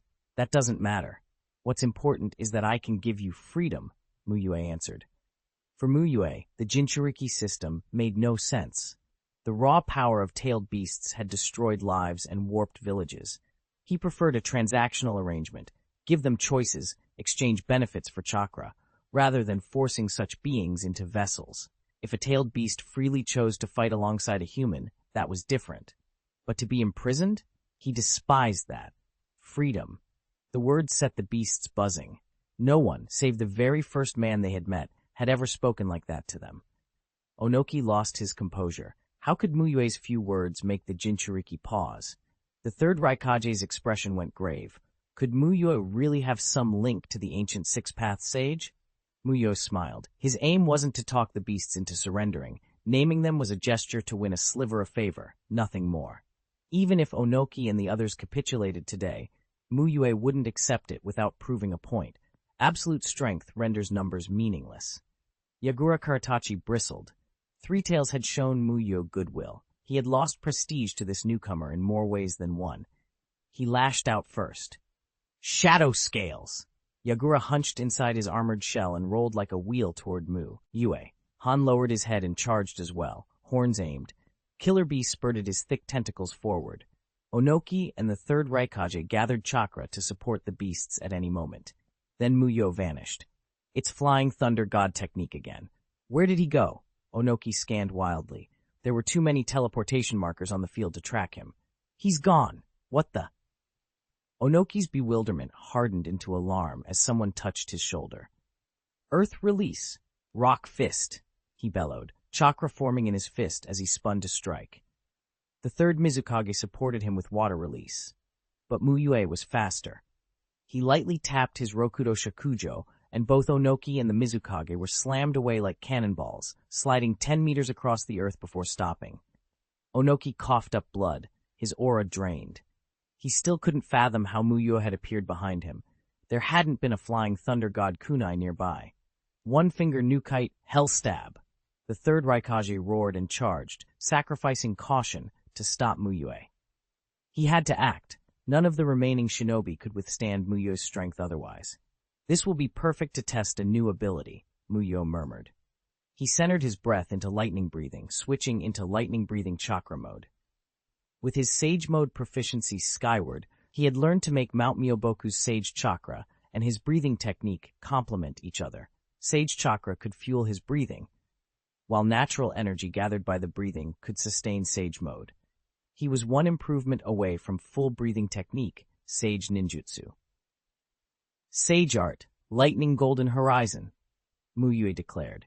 He gripped the Rokudo Shakujo with his left hand, turned sage chakra into lightning release, and extended his right hand with index and middle fingers ready. Then he struck. Purple lightning enveloped his fingers and met the third Raikage's spear. Electricity erupted. Flesh and chakra tore. A line of blood shot from the Raikage's hand. His index finger snapped and disintegrated into black ash. He was flung dozens of meters back. Mu Yue was simply in another league.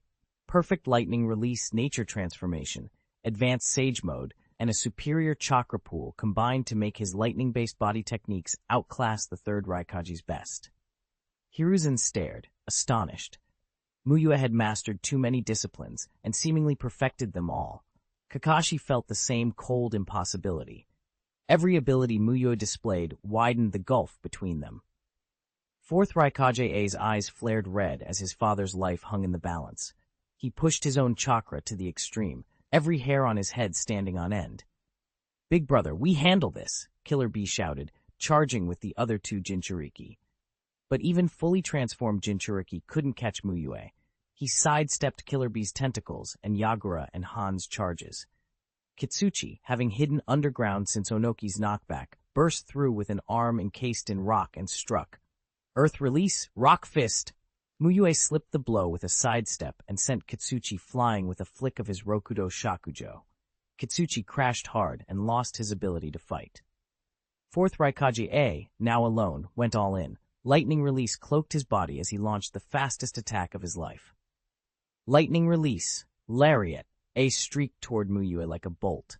Killer Bee attempted to help with every tentacle, but Mu Yue condensed sage chakra into his legs and detonated outward with a speed faster even than A's. Divine speed, flash! Mu Yue moved so quickly Killer Bee's tentacles couldn't find him. The others had no answer. Mu Yue's Rokudo Shakujo came down and struck Ai before he could react. A's lightning release cloak tore apart, his skin split and blood sprayed. Killer Bee howled in rage, but A lay badly wounded. Kakuzu watched the scene and sighed. Even with 3 Jinchuriki present, without Onoki and the others' wood release support, none could stand against Mu Yue. Mu Yue withdrew toward the mountainside. Not to flee, but to change the battlefield. B and the other two pursued, eager to turn the tide and worried about killing their comrades who still lay injured. Daikokuten. Mu Yue's right eye flamed gold as he launched 5 or 6 enormous black boxes, Daikokuten, toward the Jinchuriki. Wary of any strange properties, they dodged. Mu Yue used the moment to surge forward and with a single sweep of his Rokudo Shakujo sent the 3 Jinchuriki hurtling into the mountain. They crashed and were torn back into their human forms, unable to maintain full tailed beast transformation. Enough! I'll end this with a tailed beast ball. Killer Bee roared, opening his maw to condense a sphere.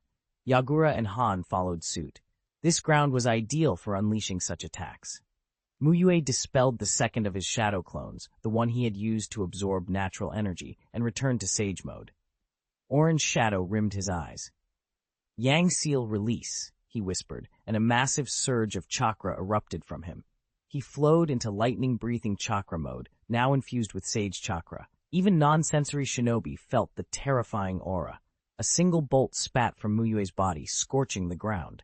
He tossed his Rokudo Shakujo into his system space and, empty-handed, manifested a katana of pure purple lightning. He lifted it, converting Sage chakra through flawless lightning release nature transformation into sage lightning. The blade's lightning intensified. Thunder rolled and dark clouds thudded overhead, blotting the sun. Lightning struck Mu Yue's blade and energy skyrocketed. Thoughtless, Mu Yue gripped the purple blade and pushed his chakra to its maximum. Lightning answered his call from the overcast heavens. Around him, a gigantic arm of pure lightning formed, its hand wielding an amplified version of his purple blade. Killer Bee, mid-condensation of his tailed beast ball, felt the lightning's power and flinched, but it was too late. His tailed beast ball had already formed. He could no longer evade. The three balls flew, a combined assault of the strongest destructive ninjutsu. Blade! Mu Yue swung. The gigantic lightning arm echoed his motion, and the air itself screamed. The sky erupted into blinding purple light. The blade pulse tore through space. Wherever it passed, reality seemed to rend, pressure crushing the surroundings. The three-tailed beast balls met that purple light and vanished like toys. The slash grazed the Jinchuriki, shredding their transformed forms and forcing them back into human shells, unable to maintain their beast's power. The slash didn't stop. It cleaved straight into the mountain behind them. Rumble. The mountain split clean down the middle. The purple blade continued, gouging a deep trench across the earth and racing onward.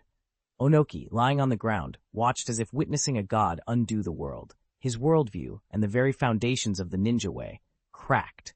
What use were armies and barriers before such power?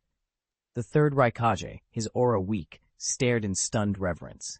The lightning Mu Yue had displayed returned him, for a moment, to the awareness of just how small his own techniques were by comparison. The third Mizukage cursed his choices. Had he pursued a different course, an alliance earlier, this calamity might not have come to pass. Around the field, the remaining shinobi's eyes went empty. Everything they had relied on looked suddenly insufficient. This wasn't just a strong ninja. This was something else. Godlike. The six-path sage reborn in the present world. 753. Mu Yue's purpose, so strong. I wonder if I could reach that level in my lifetime. Kakashi stood before the shattered mountain and torn earth, the trace of his lightning-release sword technique etched into the ground. The power is enormous, but I should be able to handle it with Kamui. Obito, too, was stunned by Mu Yue's strike. It was far more devastating than the creation of a mere forest. Still, he remained unruffled. Even if Kakashi someday learned the essence of Mu Yue's blow and could split mountains with a single swing, Kamui would keep him safe. Looks like I'm not needed, he said. Tsunade, who just reached the battlefield, breathed a relieved sigh. He finished so fast. Hiruzen Sarutobi's face was unreadable. It wasn't that he didn't want Mu Yue to win. The result was obvious, but the battle ended before he could understand what Mu Yue truly wanted. Was it power? Hiruzen didn't think so. If Mu Yue were merely power-hungry and fully committed to Konoha's development, Konoha would grow faster and stronger than the shinobi sect. Money? Unlikely. Strength? Mu Yue already exceeded most. Hiruzen couldn't grasp why Mu Yue had formed the shinobi sect at all. He was certain of one thing. Mu Yue thought the shinobi sect was superior to Konoha in some way. Otherwise, he wouldn't have kept it hidden from Konoha's leadership. That uncertainty troubled Hiruzen. If Mu Yue had no intention of integrating the shinobi sect into Konoha, Konoha's future would remain unpredictable, possibly even fracturing. Not a single injury. Orochimaru studied Mu Yue carefully and noticed not even a speck of dirt on Mu Yue's clothing. He felt a pang of disappointment. He'd been hoping to obtain some of Mu Yue's blood for research. Orochimaru had shown interest before, and even asked politely, only to be politely refused. Under the crowd's varied gazes, Mu Yue descended slowly to the center of the battlefield. To prevent any mishaps, he swept the area again with Kenbunshoku Haki. After confirming the remaining enemies were gravely wounded but alive, he exited Sage Mode and the Lightning-breathing Chakra Mode. Celebi, give them basic treatment. Don't let them die, Mu Yue instructed. Although he had held back during the fight, leaving severe injuries untreated for too long could still be fatal. He avoided killing, but he wasn't willing to oversee unnecessary deaths from broken bones or bleeding. Celebi, green, onion-shaped head bobbing, extended its hands and unleashed a dazzling green light. Countless emerald motes radiated outward, drawing many of the dying back from the brink. Their life forces steadied. The flickering candles of life were no longer about to gutter out. The third Mizukage, who had been barely conscious, now breathed easily. The third Raikage's bleeding wounds closed. Rasa, who had been unconscious, felt warmth restoring his life and opened his eyes in time to see a nearby mountain split open. Rasa thought wryly, how much like the ninja world is this afterlife? Only the mountains a bit more broken. Onoki, who had been accepting death, felt the healing and opened his eyes to find Mu Yue looking on. He had not expected to be spared. With Mu Yue's strength, along with the shinobi sect in Konoha, they could have exterminated the elites of the 4 great shinobi villages. Handling the rest would have been slower, but feasible. Mu Yue, what do you plan to do with these people? Kakuzu walked up and asked. He wasn't surprised Mu Yue didn't kill. Mu Yue had never seemed bloodthirsty. Otherwise, Kakuzu himself might long ago have been dead at Mu Yue's hands. That didn't mean Mu Yue would never kill. It just meant he preferred alternatives when they were better. The seeing gathered and stared in unison. Hiruzen and Mu Yue's disciples approached as well and overheard the question, pausing to wait for Mu Yue's answer. Mu Yue didn't answer immediately. He waved and produced a few wooden slats, used them to bundle the scattered seeing, and placed the bound prisoners nearby. How do you think you should be dealt with? He asked Onoki and the others. Rasa, clearer-minded now, forced out a weak voice. Habsheng Mugetsu, I admit your worth far exceeds mine, but don't think that will make me submit. Do whatever you like. Kill us. Torture us. He believed Mu Yue wanted Tsunagakure to surrender and submit to Konoha and the shinobi sect, an idea Rasa could not accept. He'd rather die than betray his village. You have the bearing of a Kage, the 3rd Raikage said, voice deep and respectful. My answer is the same as the Kazekage's. Kumogakure will resist to the end. Onoki asked bluntly, still baffled. Habsheng Mugetsu, what exactly do you want to do? He couldn't understand Mu Yue. Right now, Mu Yue could have annihilated the 4 great shinobi villages and left Konoha and the shinobi sect as the 2 dominant powers in the world. Instead, Mu Yue appeared willing to spare them if they behaved. Actually, you should know. You've all investigated the shinobi sect thoroughly.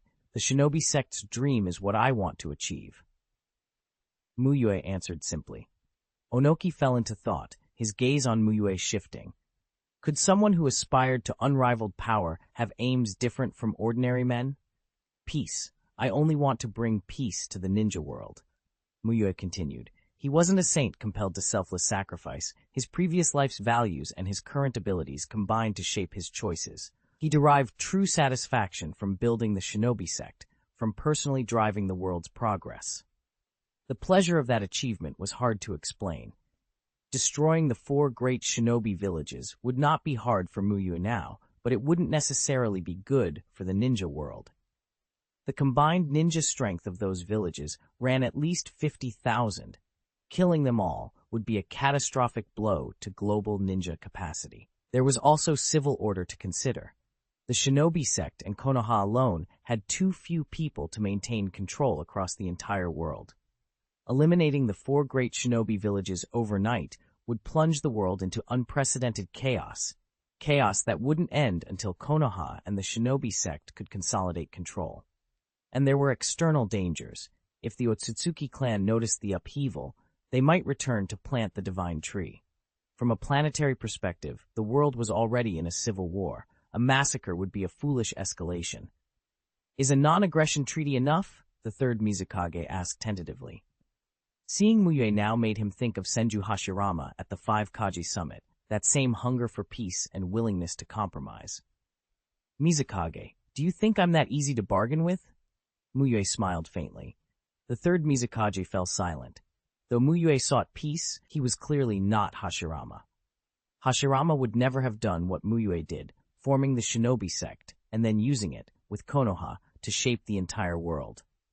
Onoki, who'd thought he had maneuvered everyone into place, unite the 5 Kages to destroy the shinobi sect, or unite the shinobi sect against Konoha, now realized everything had been within Mu Yue's control. Other matters will be discussed later, Mu Yue said. For now, reflect. You are all criminals who committed war crimes. He did not prolong the conversation.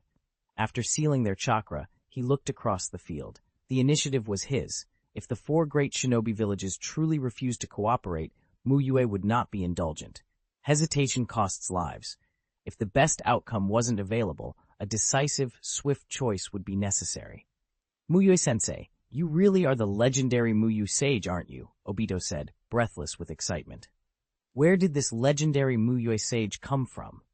Mu Yue laughed and tapped Obito's head with two joined fingers. Heh, if there wasn't one before, there is now. Obito grinned. His remark sounded like a joke, but after watching Mu Yue, people could hardly disagree. Mu Yue's performance in the fight marked him as a god-tier figure. If the Shinobi sect continued, Mu Yue's title might one day eclipse Eve and Six-Path Sage.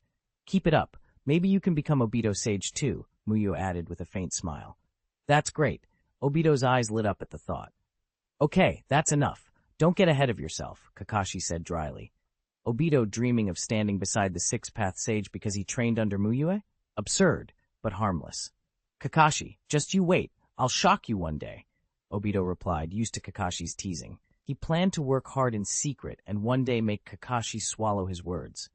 Mu Yue-sensei, anything I can do to help? Shisui asked immediately. Gather these ninjas.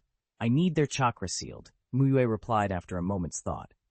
Only a few hundred ninja remained, but most were jonin. A squad of a dozen could wipe out many weaker villages.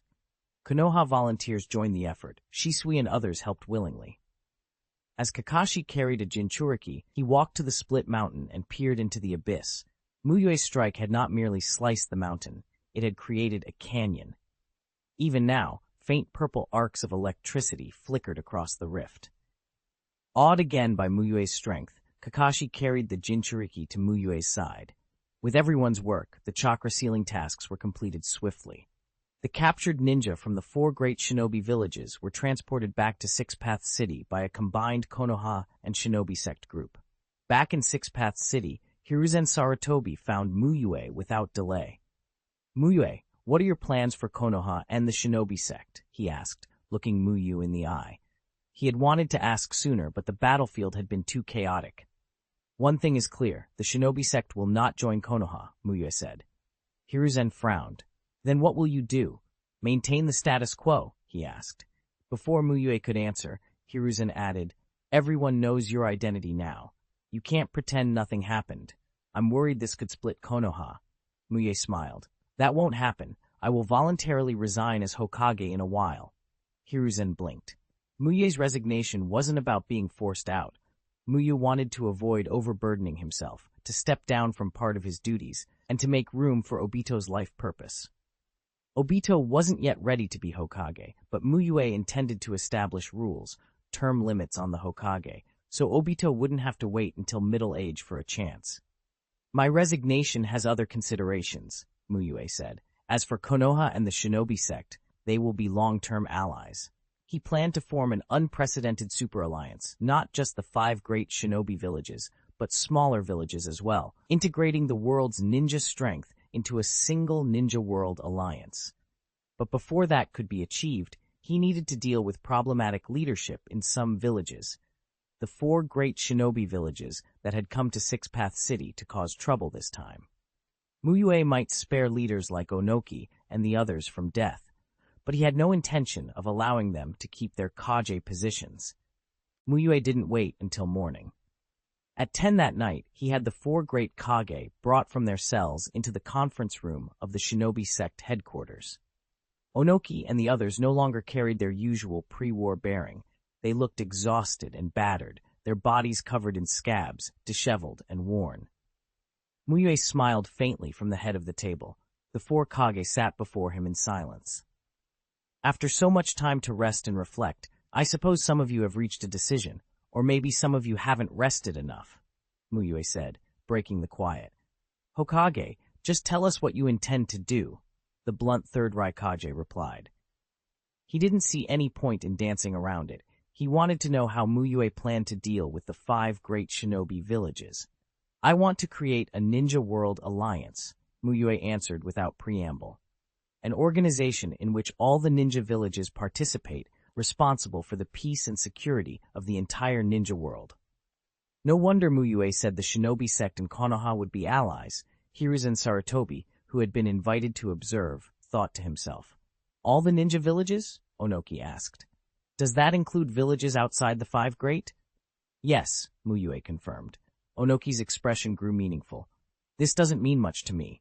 As long as the 5 great agree among themselves, the world can be at peace. He wasn't optimistic about Mu Yue's plan. He believed it would end up like Hashirama Senju's early piece, strong as long as its founder lived, but likely to collapse afterward. Mu Yue bristled. If that's how you're thinking, then stop talking, he said bluntly. It was part of Mu Yue's purpose for having the Kage removed from power. Except for himself and Rasa, the current Kage were old. Their thinking was entrenched and resistant to change. Onoki, usually shown deference even by enemies because of his status as third Tsuchikage, felt a sting at the curt dismissal, but he kept his mouth shut. His face turned sour. How will this alliance be formed? Will the Shinobi sect be the central authority, with all villages compelled to follow its orders? Rasa asked. The question made the other Kage lean forward. This was the issue they feared most. No, Mu Yue replied. The head of the Ninja World Alliance will be an elected position. It won't belong to any single power. He described his vision. The Shinobi sect would be different from a sovereign village. At first, it would be one participant among others, connecting the villages until the ninja world came to function as a unified whole. The election, in practice, would be a formality. Few could honestly rival him, but it wouldn't be an inherited or exclusive post. That answer relaxed the four Kaji somewhat.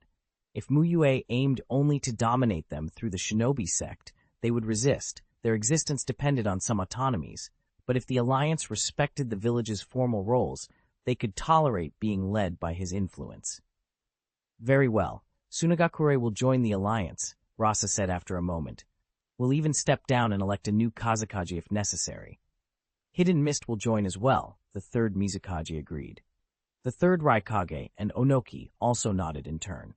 Mu Yue's smile faded. Don't think that by joining, everything you've done in the past will be forgiven. He tapped the table.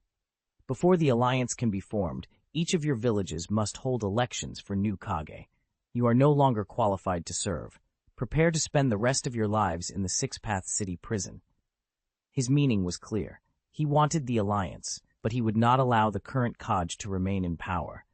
It was how he intended to deter the rest of the ninja world and govern through the alliance. The announcement stunned them. Rasa sat silent, stunned at the thought of jail after only a few years as Kazekage. The third Mizukage weighed his options. He had been considering passing his title to Yagura, and a prison retirement did not seem entirely impossible. The four Kage's minds raced. You need to understand, this is not a negotiation. It's a choice, Mu Yue said. Consider yourselves fortunate you get a choice at all. If it weren't for a great external crisis facing the ninja world, you might not even have that. Everyone, including Kakuzu and Hiruzen, looked up sharply. An external crisis? Kakuzu asked, suspicious and confused. A planetary-level threat would be far worse than any shinobi war. Exactly, Mu Yue said gravely. But first, I need a few more people to hear this. He summoned Minato Namikaze, Obito, and Nagato into the conference room. When they had assembled, Mu Yue began in a low voice. You all know of the Six Path Sage? They all nodded. The name was familiar, if not all the details. Is the Six Path Sage just a myth or a real person? Onoki asked. He was real, Mu Yue replied. But what follows may startle you. The Six Path Sage did not create the ninja world as a god. He was, however, its savior, because he stopped his mother, Otsutsuki Kaguya. Silence settled like a physical weight. Mu Yue continued. Kaguya is not a native of our world. She's an extraterrestrial, a member of the Otsutsuki clan. Her intention in coming here was to plant a divine tree that could absorb the planet's energy. The divine tree is lethal to a world, Mu Yue said. Once it absorbs a planet's energy, the planet becomes barren, like a dead star. Onoki's frown deepened. The thought that a tree could destroy a world was beyond his previous comprehension. Mu Yue went on. The ninja world was unlucky to be targeted, but fortunate in one way. Although Kaguya was the mother of the Six Path Sage, he refused to let her consume the world. He stood against her, and in the end, sealed her. But Kaguya had already eaten the fruit of the divine tree before he acted. She had become effectively unkillable. The Six Path Sage could not destroy her. He sealed her. That seal is now weakening. In a few decades at most, Kaguya is likely to break free. The Kage listened, stunned. This was far worse than any human enemy. Onoki and the others exchanged silent glances. They had to know whether Mu Yue was speaking truth or madness. Hiruzen thought of the legends he'd heard and tried to reconcile them with what Mu Yue said. The Six-Path Sage created the Shinobi sect so that the people of the world could unite and develop together, so that when Kaguya broke free, humanity would be strong enough to stop her, Mu Yue continued. But after the sage died, the Shinobi sect fractured and war returned. For 1,000 years the world bled and development stalled. Obito's eyes shone with the romanticism of a storybook hero. Nagato recalled Jiraiya's wish that he become a man who would bring peace, and felt the weight of Mu Yue's words. The room was reeling. "Can you reseal her? Like the Six-Path Sage?" Obito blurted. "I cannot," Mu Yue answered frankly. "I'm still far from achieving the sage's level." "Could we gather the sealing masters of the world and reinforce the seal?" Minato asked, practical and pale. "We must. But first we must be able to reach the moon," Mu Yue said, pointing at the sky. "The moon, you see, was created by the Six-Path Sage as part of Kaguya's seal." The conference room fell into stunned silence again. For them, human travel to the moon had belonged to fantasy. Mu Yue's words made the impossible a pressing reality. "Then what else can we do but wait for the seal to break and our world to be consumed?" the third Raikage asked. "That's precisely why I want to unite the ninja world," Mu Yue replied. "Only by pooling the strength, talent, and industry of everyone can we hope to stand against the Otsutsuki threat. Continuous war ensures stagnation. Haven't you noticed how rapidly new technologies have begun to appear since the last war ended? We don't have time to waste." The Kage were quiet. The implications were overwhelming. "If you refuse to cooperate," Mu Yue said, his voice hardening, "I will erase your villages to achieve peace in the ninja world." It was an ultimatum. Cooperate and live under EU rules or be removed entirely. Rasa recovered first.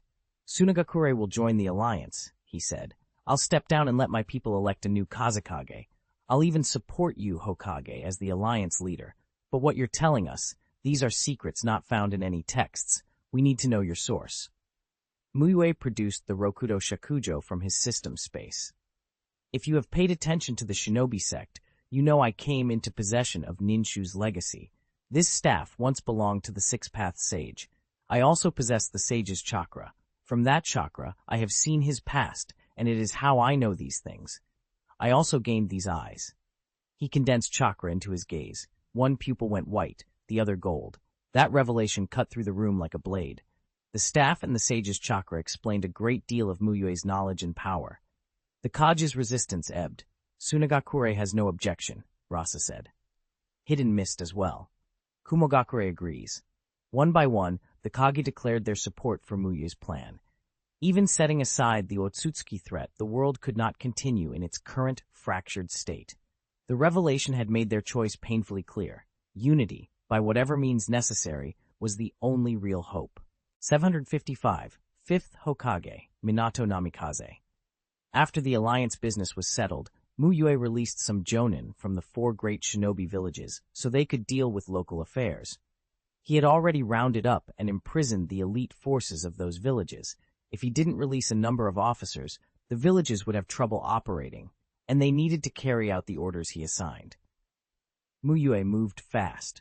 The martial arts tournament news had barely begun to simmer when word spread that the 5 great shinobi villages and the shinobi sect had formed an alliance together. Many ninjas who heard it at first assumed it was a mistake. One day you're fighting to the death, and the next day you're allied? It sounded impossible. But it was true. Both the 5 great shinobi villages and the shinobi sect issued formal announcements inviting every village in the ninja world to join them in protecting the peace. Smaller villages like the Grass Village and the Hidden Waterfall Village were overjoyed. When had the shinobi world not been defined by the great villages fighting each other? A peace declared by the powerful was still peace, even if temporary, and most people welcomed the respite. The most widespread rumor, of course, was Mu Yue's dual identity and his unbeatable strength. He had defeated the elites of the 4 great shinobi villages, and his influence dwarfed normal politics. The era of the ninja villages was only a few decades old. History offered precedents for a peace enforced by one dominant figure.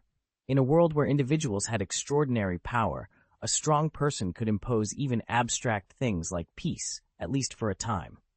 The majority of the ninja world found that acceptable. Mu Yue left a clone at the Shinobi sect to oversee affairs, then returned to Konoha with its ninja.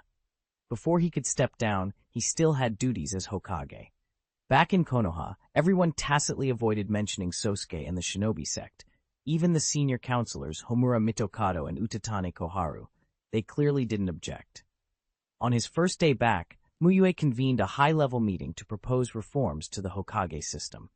He wanted term limits, 5-year terms, with no more than 3 consecutive re-elections.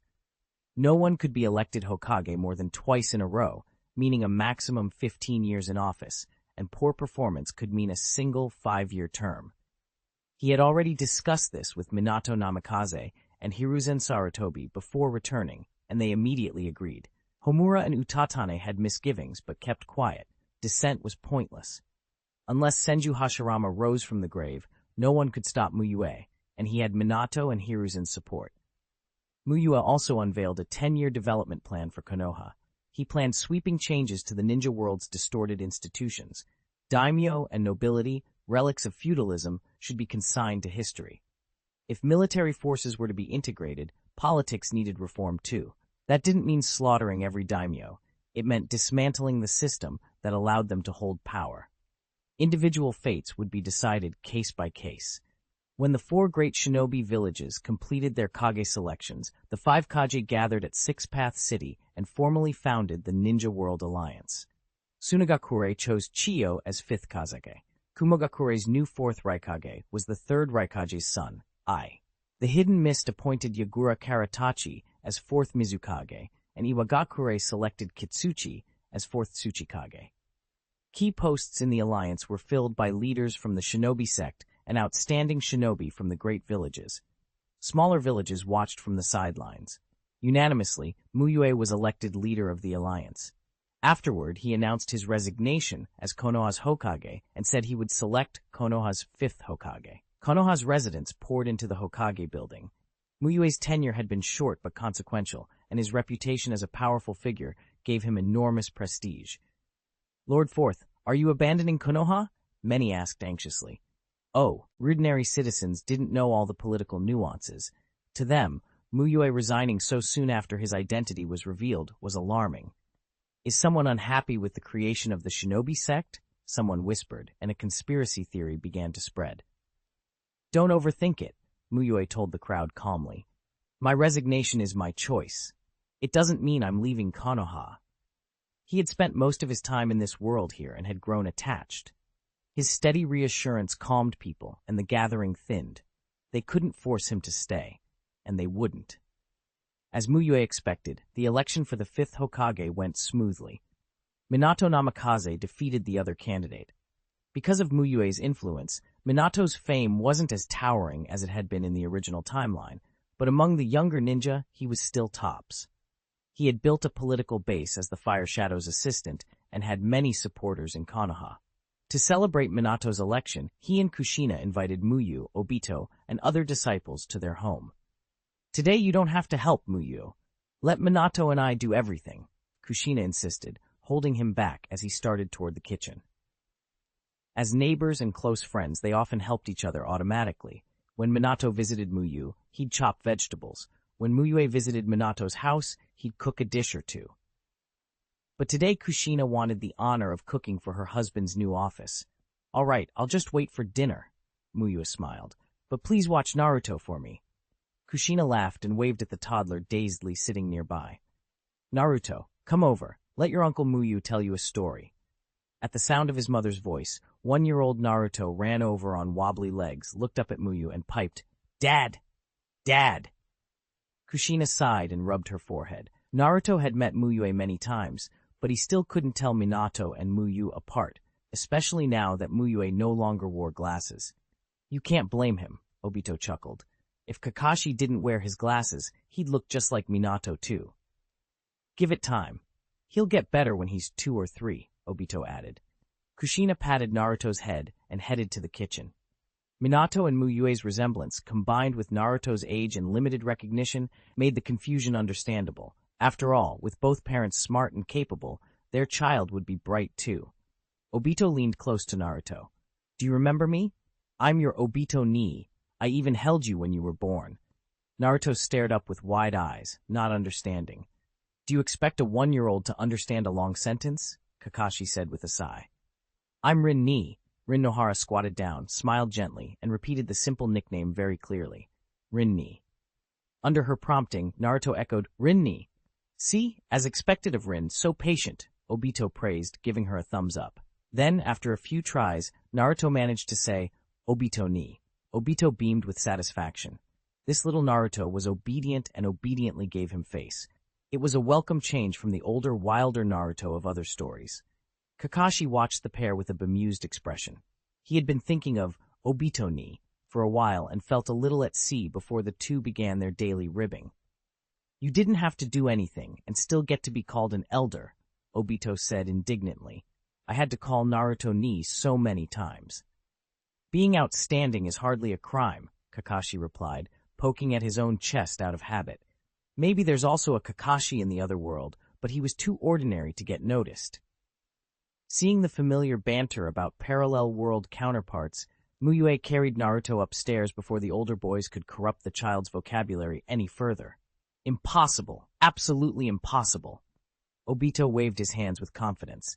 If someone exists in both worlds, their differences shouldn't be huge. Like Yamato, both have wood release, and Minato is Hokage in both worlds, Kakashi said. I defeated the Kazekage at 15. I'm a super genius recognized across the ninja world. If I existed in the other world, I wouldn't be unknown, Obito declared. Where his ego flared, Kakashi sighed. If we're honest, Kakashi said casually, there's no Mu Yue in that other world. Obito fell silent, thinking. He did have talent, but without Mu Yue's guidance, could he have survived the Third Shinobi World War long enough to show it? He remembered the life-or-death moments he'd only survived because Mu Yue was there. The idea that he might have been unknown or dead in another timeline gnawed at him, but he couldn't bring himself to admit it aloud.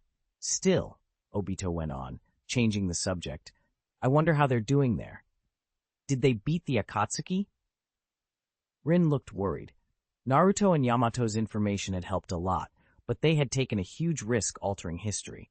If there's no Mu Yue in the other world, they probably could not form the Ninja World Alliance. Even if they beat Akatsuki, an unsealed Otsutsuki like Kaguya would be a catastrophe. That's true, Kakashi agreed. Mu Yue's role in the Alliance's foundation had been indispensable. Without a figure like him, the other world might be waiting for a crisis to force unity. Then they can transmigrate back here, and we'll send ninja to help them. Obito suddenly brightened. If transmigration had happened once, maybe it could again. The dragon veins existed. More tries might succeed. Or we could research how to go over there ourselves. I'm curious, he added. Kakashi shook his head. Transmigration between worlds isn't so simple. The previous trip had already shown how dangerous dragon veins-based travel could be. Naruto, Yamato, and the 100-Feet Cat had arrived at different times.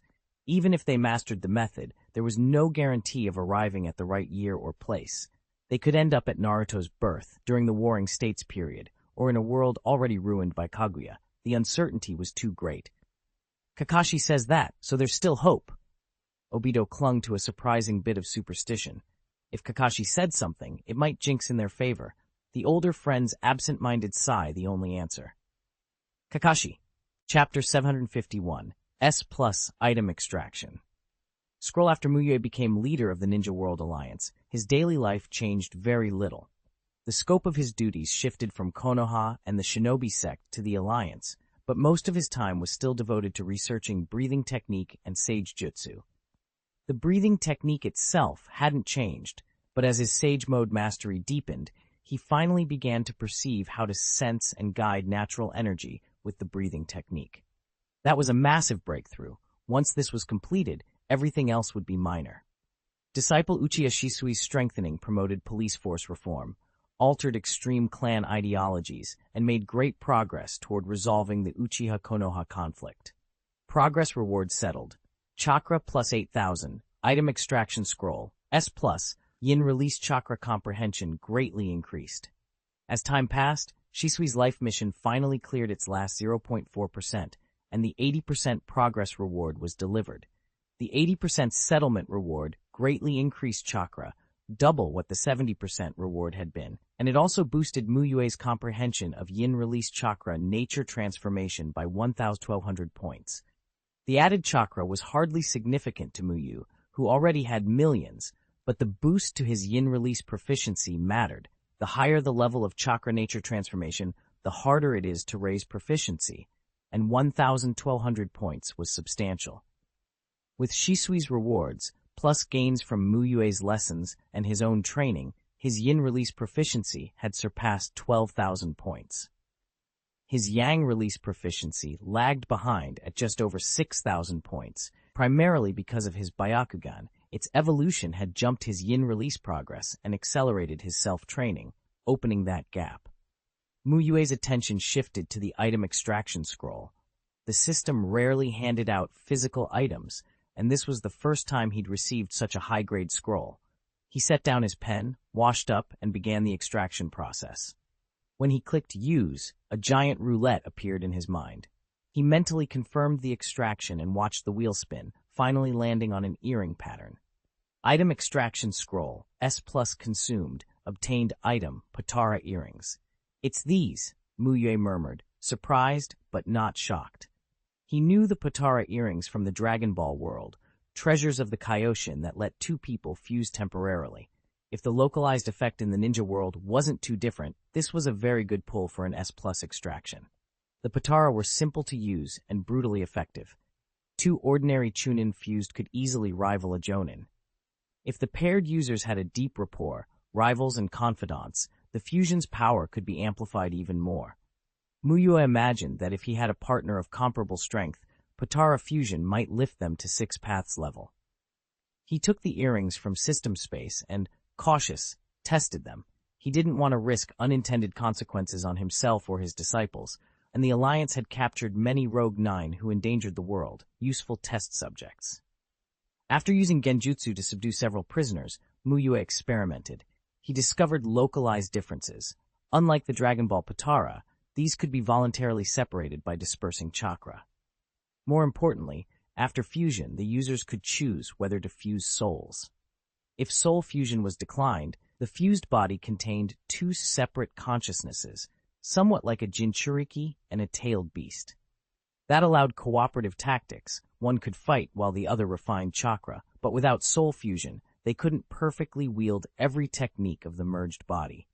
For instance, if Obito and Kakashi fused and Obito controlled the body, some techniques Kakashi excelled at might not be executed perfectly, and vice versa. For a first fusion in combat, soul fusion was usually preferable to maximize the body's potential. Later, if both parties were accustomed to the fused form, keeping 2 consciousnesses could be beneficial.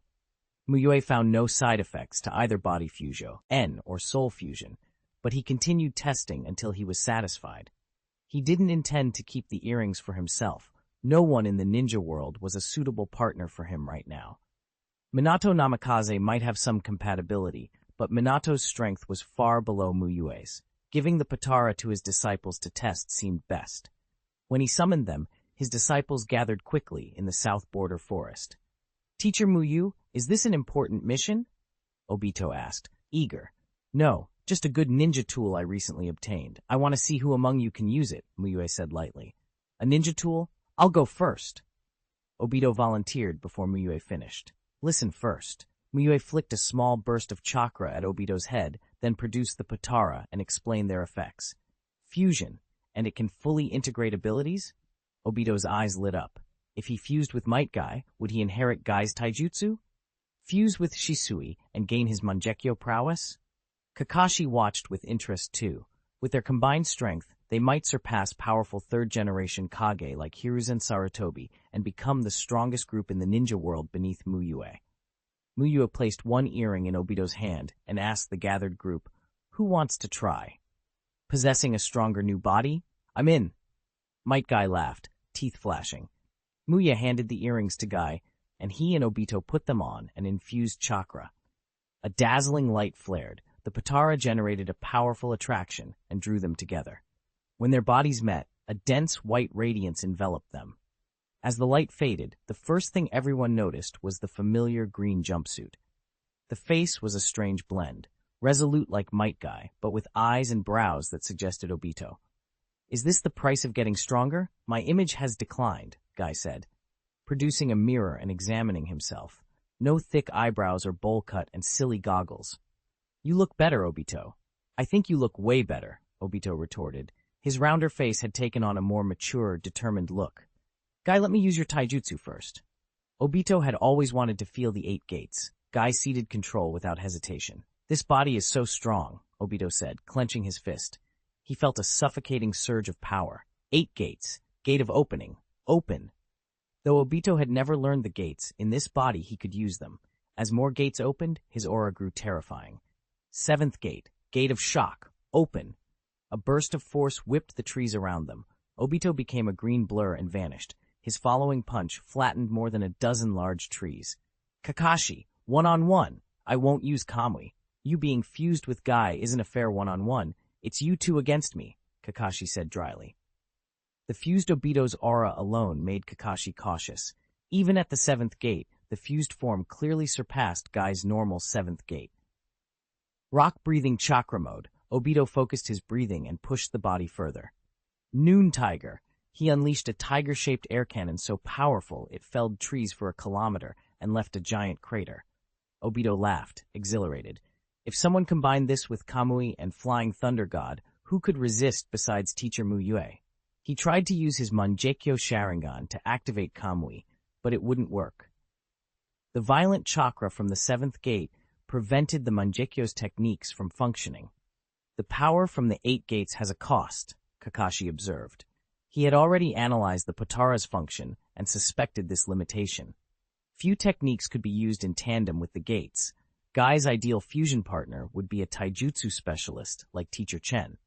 Obito and the others were strong in other areas, so this pairing limited their options. Obito deactivated the gates and was immediately racked with intense pain, face contorted. Might Guy instantly took over the body, and the agony subsided. Obito had expected bodily harm from opening the higher gates, but the pain was worse than he imagined. It felt like countless kunai stabbing him. "Since I opened it, I'll bear the pain," Obito said, snatching control back. He couldn't let the man who had endured so much for others suffer extra harm because of him. They each took turns using the body for half an hour, as planned. After an hour of continuous testing and massive chakra expenditure, both collapsed when the fusion ended. "Do you want to try?" Mu Yue asked Shisui and Kakashi. Only Yamato and Rin Nohara remained untested. Yamato was a bit underpowered for the experiment, and Rin's gender made her less suitable for certain pairings. "Yes, I want to feel what fusion is like," Kakashi said after a moment's thought. "I do too," Shisui agreed. Seeing both of them willing, Mu Yue placed a pair of Potara earrings into their hands. Kakashi and Shisui exchanged a look and put the earrings on together. Instantly, the two shot toward each other, just as Might Guy and Obito had earlier, and a blinding white light burst the moment their bodies met. When it faded, a single figure stood before everyone, a man with silver hair and a black mask. His hair color is Kakashi's, his hairstyle is Shisui's. His build is Kakashi's, but his eyes and eyebrows are Shisui's, Obito observed, scrutinizing the fused form. At a glance, the new body leaned more toward Kakashi, but on closer inspection, many of Shisui's features were evident as well. "Obito, aren't you going to fight? Come and help me test this new body," the fused Kakashi Shisui challenged. Since neither Kakashi nor Shisui resisted merging their consciousnesses, there was no longer an Uchiha Shisui or a Kakashi Hatake standing apart in the field, only Kakashi Shisui. "How can I fight? I barely have any chakra left," Obito demurred. He wasn't sure how much stronger this fusion would make them. If things went wrong, he didn't want to risk it. "Then I'll wait until you recover. Or are you scared? Even though you have something convenient like Kamui?" Kakashi Shisui said with a look of pity, implying such a powerful ability was wasted on Obito. Obito bristled at the taunt. "Who said I'm scared? I'll fight once I've recovered." He glanced at Rin and then accepted. He knew Kakashi was baiting him, but he still judged his chances as good. Both Kakashi and Shisui had abilities that coincidentally were vulnerable to Obito's. Shisui's genjutsu was formidable, but it might not affect someone who also wielded a Mangekyo Sharingan. Kakashi's lightning release sword techniques hit hard, but Obito had the flying thunder god and Kamui. If he couldn't be hit, those techniques were useless. Kakashi Shisui smiled when Obito agreed and settled into a wait. Around 40 minutes later, Obito felt fully recovered and rose to face him. The other disciples focused on the duel.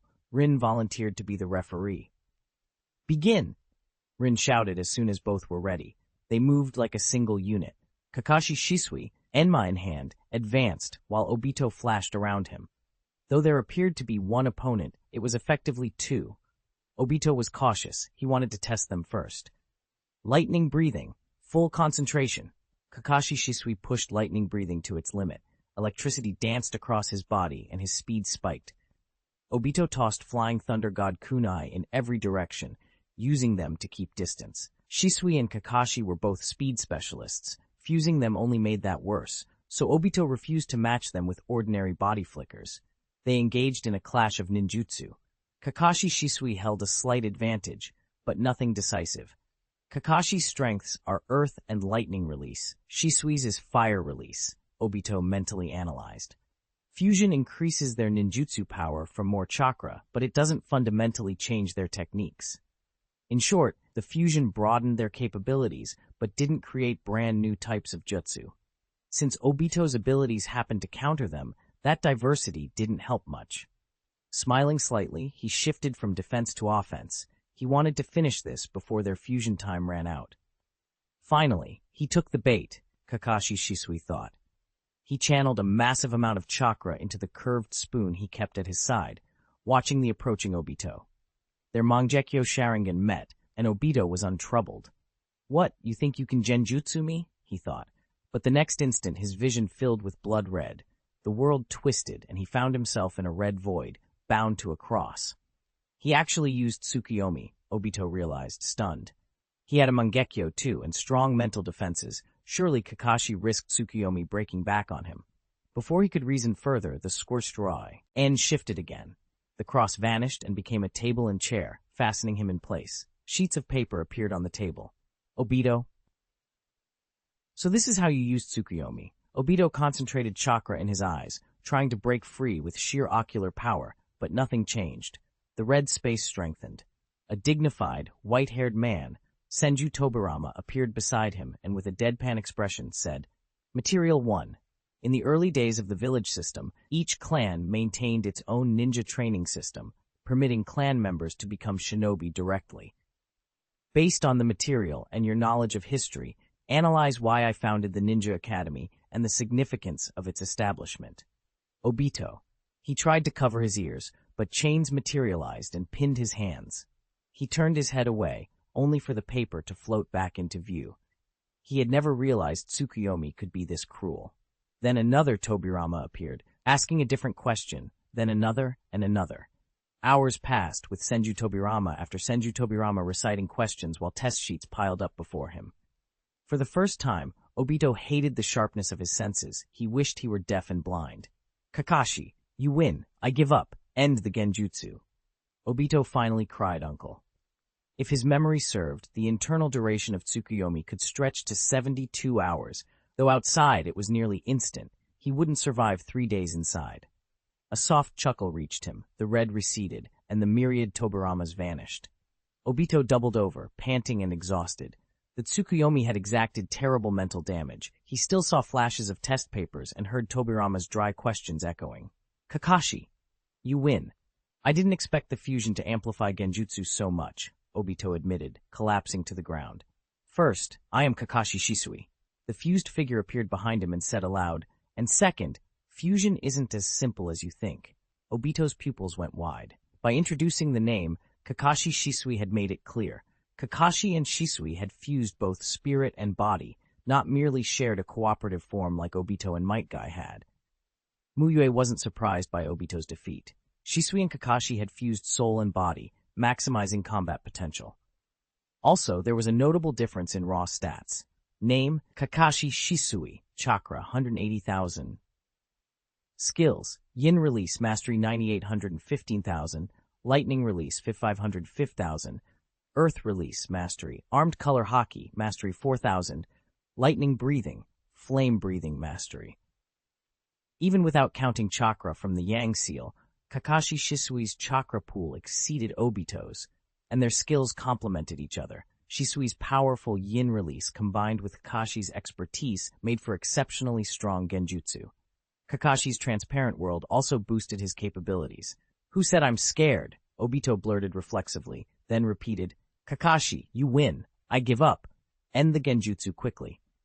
Kakashi Shisui, imitating Obito's contradictory reactions, had the whole group chuckling. Rin covered her mouth and giggled, and Obito flushed with embarrassment. "So this is what fusion feels like. Much better than I imagined," Kakashi mused once the hour was up and the two separated back into themselves. He felt no discomfort. Having tasted that power, he felt suddenly weak by comparison and eager to train. "What a powerful tool," Shisui said, recalling the Tsukuyomi he'd helped execute. The amplification from fusion was intense. The Potara tests didn't end there. After a break, Obito asked to fuse with Shisui. This time, Obito didn't hold back his consciousness. He fused spirit and body with Shisui. "Ha!" Obito Shisui laughed wildly as an immense power surged through him. The other disciples felt the menacing aura and stared in surprise. From atmosphere alone, they could tell Obito Shisui was extraordinarily strong. Mu Yue gave an appraisal. Skills: Yin Release, Mastery 10,300 15,000. Fire Release, Mastery 9,915,000. Yang Release, Mastery. Flame Breathing 1,000. Yang Release Breathing, Mastery. Armed Color Hockey, Mastery. Fire Dragon Flame Bullet, Mastery. Blue Flame, Proficient 2,000 3,000. Because Obito's and Shisui's abilities overlapped, many skills leapt forward after fusion. Stat-wise, Obito Shisui was considerably stronger than Kakashi Shisui. "Unprecedented ocular power," someone murmured. "Susanoo!" Obito Shisui bellowed. Chakra poured from his eyes, and a blood-red Mangekyo manifested. Immense ocular power and an enormous chakra surge followed. A blue giant, over 70 meters tall, took shape in the south border forest. Kakashi's eyes widened. "Did the ocular power stack? This is exaggerated." The Susanoo's scale alarmed nearby Ambu. Mu Yue had warned them earlier, so they hadn't come at first, but this was too big to ignore. They rushed over cautiously. "Fourth Hokage, what's going on?" The Ambu asked, relief mingling with wariness when they saw no battle had broken out. "Nothing. My disciples are training," Mu Yue replied with a faint smile. "Did Obito or Shisui hide their strength during the martial arts tournament?" An Ambu wondered. They left without pressing Mu Yue further. "This Susanoo eats chakra like crazy," Obito Shisui noted as he felt his reserves drain.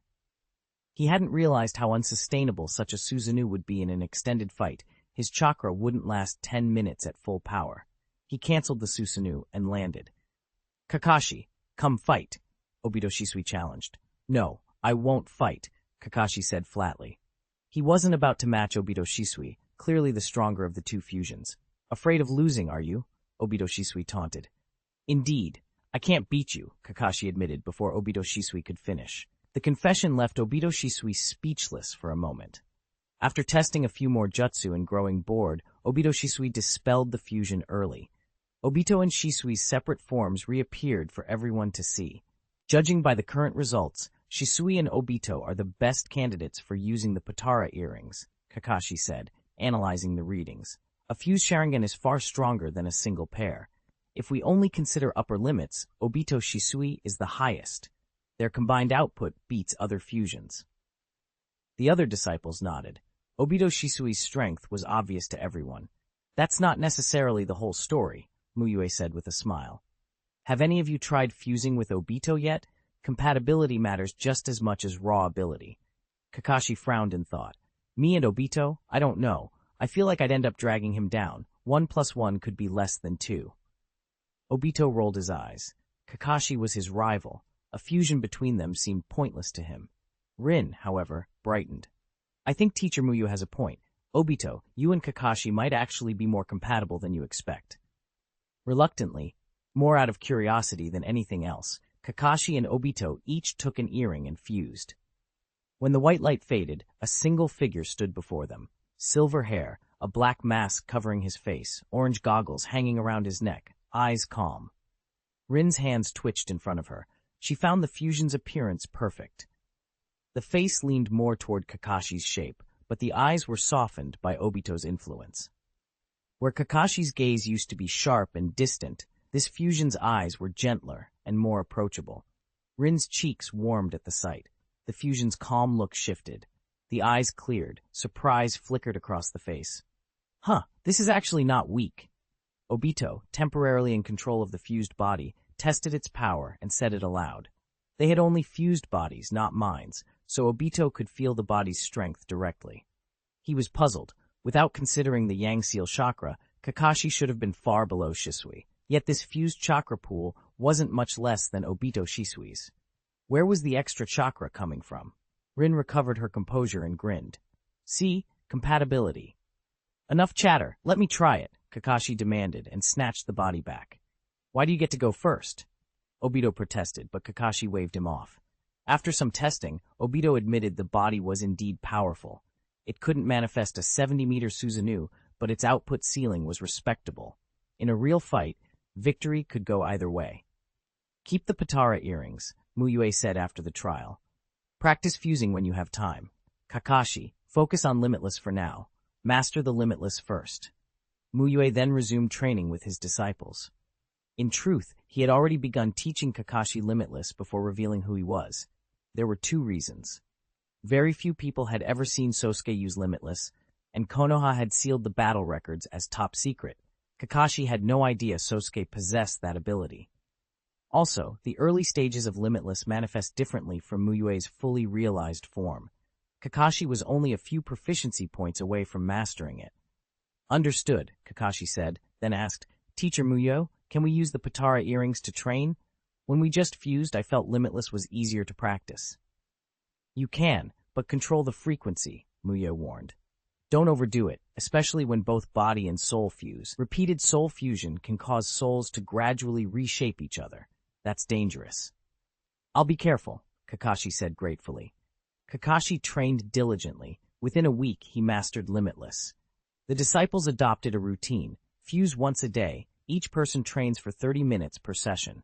Shisui also fused with Yamato to practice Yang Release Chakra Nature Transformation and Yang Release Breathing. Yamato's power level differed from Shisui's, but Yamato's Hashirama cells made him excellent for cultivating Yang Release. About 3 months later, Mu Yue finally triggered a disciple improvement reward. A notification popped up. Disciples Uchiha Shisui, Uchiha Obito, Metkai, Kakashi Hatake, Nagato, and Yamato have diligently cultivated under your guidance. Their overall strength has significantly improved. Reward granted, Sage Body. Mu Yue blinked in surprise. He'd nearly forgotten when the last disciple improvement reward had been issued. He had assumed the system dole was a beginner's perk that vanished as his disciples improved. Obviously, the system was waiting to grant a major boon. The moment the Sage Body activated, Mu Yue felt his aura spike and his chakra surge. His eyes shifted automatically from blue to the white of the Byakugan and the black of his other eye. Watching his status panel, he allowed himself a small smile. When his aura settled, the numbers stopped fluctuating. Name, Hayate Mugetsu. Chakra, 11,200,000. His chakra had jumped by over 6 million, far more than the boost he'd gotten from his Byakugan evolution alone. Mu Yue didn't assume the Sage Body beats an evolved Byakugan in every way. Rather, 2 factors explained the leap. First, the Sage Body specialized in abundant chakra. Second, his eyes and the Sage Body had formed a spiritual and life complementarity. Without the evolved Byakugan, the increase would still be large, but not so dramatic. In the ninja world, bloodline still matters for raw chakra, Mu Yue murmured, somewhat rueful. Compared to the Sage Body and Sage Eyes, all other rewards together were small. He reviewed his skill panel. With the Sage Body, Yang Release training would now go smoothly. Skills: Earth Release Chakra Nature Transformation, Proficient, 12,600, 15,000. Yin Release Chakra Nature Transformation, Proficient, 12,100. Wind Release Chakra Nature Transformation, Proficient, 10,600. Yang Release Chakra Nature Transformation, Proficient, 9,000. Earth had climbed quickly thanks to perfected Wood Release, but Yang was still his lowest. If he could push all chakra natures to the perfected level, Mu Yue sensed a qualitative leap in his upper limit might follow. He considered the slow pace of ordinary training at this tier and decided to stage a large, advanced lecture to gather rewards and accelerate progress. As leader of the Ninja World Alliance, his influence was immense. He could draw tens of thousands of ninja, even high-quality students like Jinchuriki. If that didn't trigger a rating above advanced class, he'd have to accept that advanced was the system's ceiling. He couldn't imagine needing to capture Otsutsuki just to fill a lecture hall.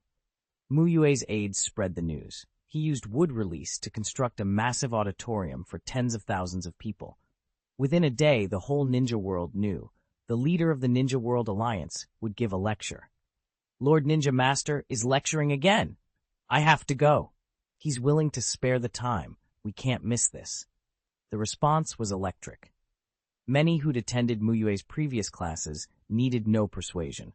Others who'd only heard rumors were eager to see for themselves. In Konoha especially, excitement ran high. Several nin had first-hand experience of Mu Yue's teaching prowess and instinctively treated his lessons as indispensable. In addition to the open call, Mu Yue personally invited Jinchuriki and some powerful figures to improve class quality. Everyone he invited accepted. Before the alliance existed, some might have declined, but Mu Yue's status had changed. Even the 5 Kaj were not on quite the same level. When he announced the lecture date, ninja across the world began to mobilize. The day before the lecture, Six Path City swarmed with visitors. Not only ninja from the 5 great shinobi villages, but also contingents from numerous smaller villages. Some minor village leaders had brought half their forces. That would have been unthinkable in wartime, but the Ninja World Alliance forbade large-scale conflicts. Anyone thinking of starting a war now had to reckon with the Alliance's iron hand. In addition to curiosity about Mu Yue's class, many small village leaders saw the Alliance as their best option.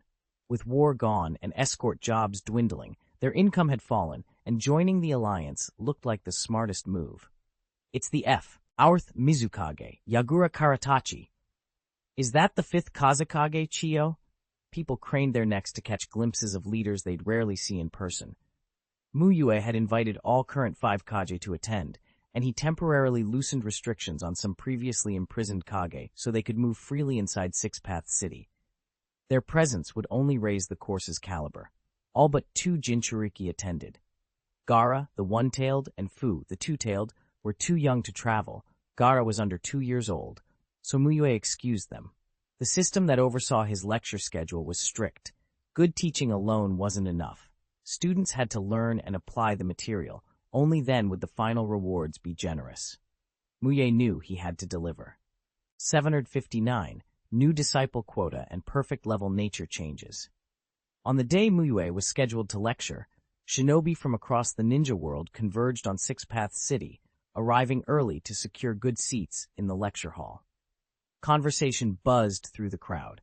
What do you think Lord Mu Yue will lecture about today? I can't wait. Even a basic lecture from him would be worth it. There was still time before the official start, and the early arrivals spread theories and expectations among themselves. At 7:50, Mu Yue arrived at the hall. He briefly sensed the chakra within the building and estimated about 20,000 ninjas in attendance, many with powerful chakra signatures. He nodded to himself and walked calmly onto the podium. The chatter died down as every pair of eyes followed him. There's a little time before we begin formally, Mu Yue said. I'll call on a few of you at random. Tell me any problems you've run into in training, and I'll answer what I can. It was his habit to offer a small benefit before a lecture, a way to engage the audience. He scanned the hall and pointed. 3rd row, 5th seat, do you have something to ask? The man looked startled at first, then overjoyed. When his turn was called, he leaned forward eagerly. Lord Mu Yue, how can one increase their chakra capacity faster? The question sharpened attention across the room. Battle skill isn't everything. Chakra is the foundation of a shinobi, and no one wanted to be deficient. Mu Yue explained patiently. First, understand that chakra is the combination of spiritual energy and physical energy. To increase chakra, you must increase both. You increase physical energy through physical training and cultivating yang release. Spiritual energy grows through cultivating yin release and refining the spirit. But training must be measured. Don't blindly overexert. Train systematically.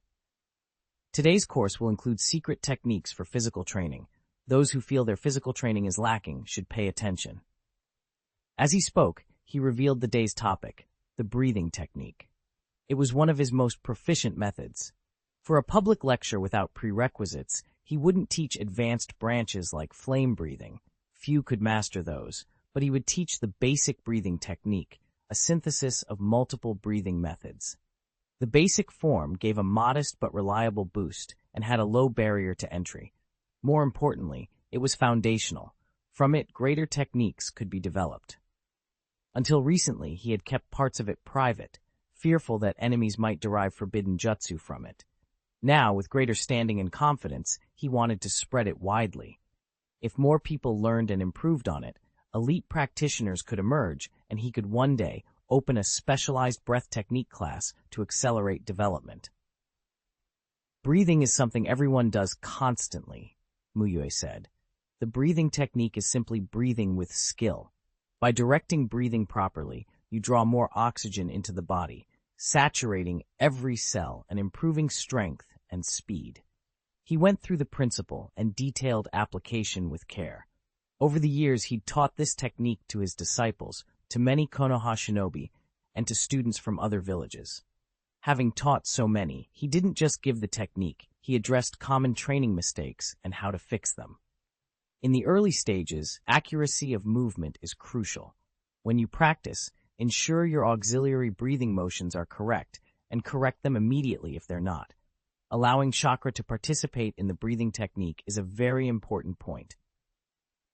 The hall filled with the rustle of frantic note-taking.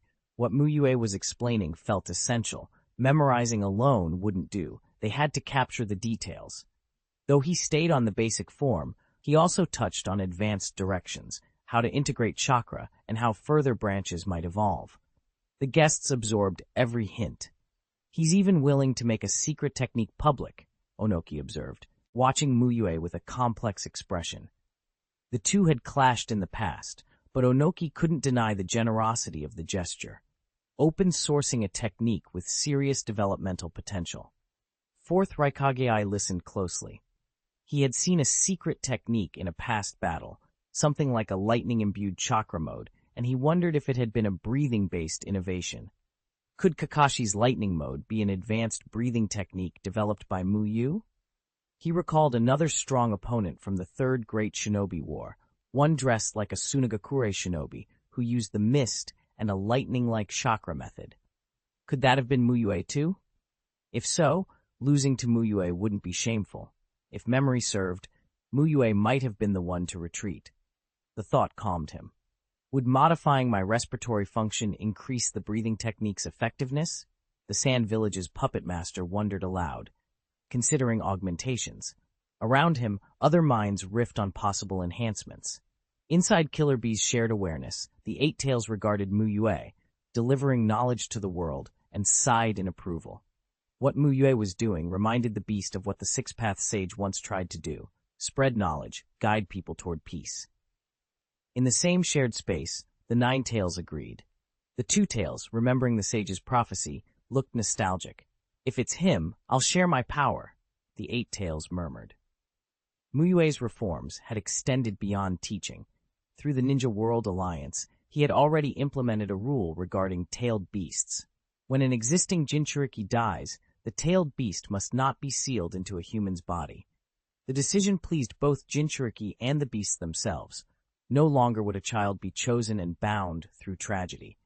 If a ninja and a tailed beast willingly formed a bond, that was still allowed. The true ideal of a perfect Jinchuriki, Mu Yue argued, was one who didn't need sealing at all, and who might even unseal to maximize the beast's assistance. The lecture day passed quickly. Everyone left with something. Some wanted only to master the basic breathing technique to strengthen their bodies.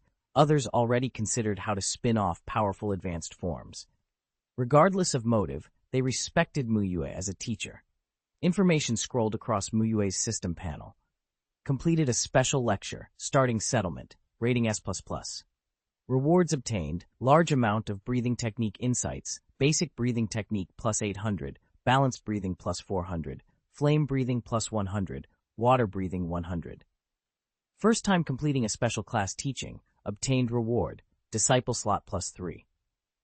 First time obtaining an S rank or higher course evaluation, obtained reward, nature transformation extraction scroll, perfect grade. Although he taught the basic breathing technique, it was the core of the system, so all of his breathing techniques received improvements. Some larger, some smaller. An S with 2 pluses for a higher level course. That's as high as the cap goes, Mu Yue observed. He examined the achievement rewards. The system had granted 3 disciple slots instead of raw skills, valuable for the teacher system. Even if Mu Yue wasn't short on chakra now, 3 disciples would likely produce 3 perfect grade techniques eventually. The other reward, the perfect grade nature transformation extraction scroll, he decided to use back at his residence. After he returned to Six Path City and washed up, he activated the scroll. A 7-section roulette appeared, each segment representing one of the 7 major attributes. He confirmed the extraction, and the pointer spun. Nature Transformation Extraction Scroll, perfect grade, consumed, obtained reward, Wind Release Chakra Nature Transformation, perfect grade. Wind Release memories flooded his mind. His Wind Release Chakra Nature Transformation rose instantly to perfect grade. Wind Release, good luck, Mu Yue said to himself. It was the best possible outcome. His Yang Release was a bit lower, but his age body would make cultivating Yang Release fast. Wind Release was also rarer in the ninja world. Most Jonin cultivated some yin or yang, while true wind specialists were uncommon outside places like the hidden sand. With wind done, only yin, yang, and earth remained to push to perfect, he considered.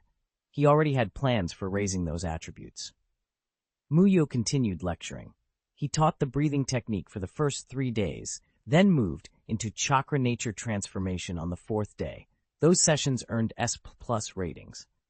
The 5th day also covered nature transformation, but the material wasn't suitable for all attendees, so that day scored slightly lower, S+. Completed a special lecture, starting settlement, rating S+. Rewards obtained, moderate amount of chakra nature transformation insights, yin release chakra nature transformation +90, yang release chakra nature transformation +75. Even with that slight dip, the overall gains were satisfactory. He paced the lessons to give students time to absorb the material. Cramming would have reduced the quality of the course. After 10 days of lectures, he concluded the series, not because he'd run out of content, but because learners needed time to internalize what they'd been taught. Before dismissing the final class, he announced the next lecture, a 7-day intensive on yin and yang nature transformation, scheduled in a month. In the intervening time, Mu Yue visited villages across the ninja world to check on progress with educational reforms. Education was his priority under the Ninja World Alliance. Konoha's system was already advanced, but he adjusted it further, changing the old structure of 4 years elementary and 3 years middle school to 5 years elementary and 4 years middle school, compiling new textbooks and tweaking graduation requirements.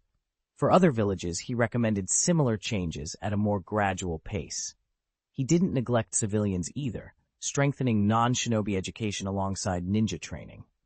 With the village reforms on track, Mu Yue resumed lecturing to increase his own skill proficiency while using the Alliance's resources to begin establishing a ninja university.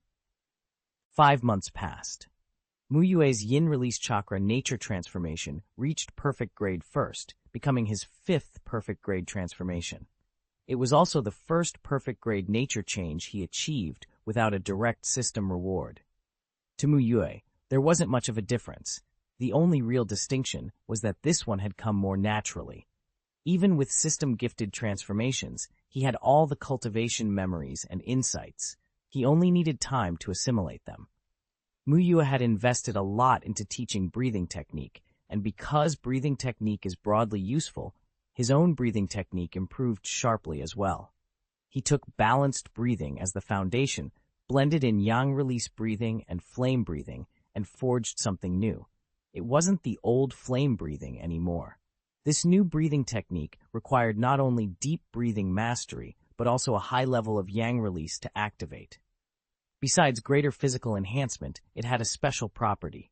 When in breathing technique chakra mode, it merged fire release and yang release chakra, producing a much stronger chakra signature. It resembled fire release chakra, but with far greater power. In effect, it was already extremely close to the sun-breathing Mu Yue had imagined. Why wasn't it sun-breathing yet? Because Mu Yue's development direction for breathing had shifted drastically after he began cultivating Sage Mode. What he needed now wasn't ordinary breathing technique, but a Sage Art breathing technique, a breathing system guided by Sage Mode's perception of natural energy.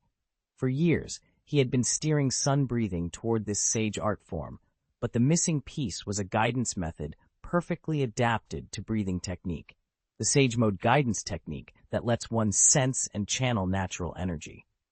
Without that guidance, the breathing Sage Art couldn't form a complete system. Fortunately, his Sage Mode proficiency was rising fast, and he was very close to solving that final problem. For 3 months after that, Mu Yue stopped lecturing.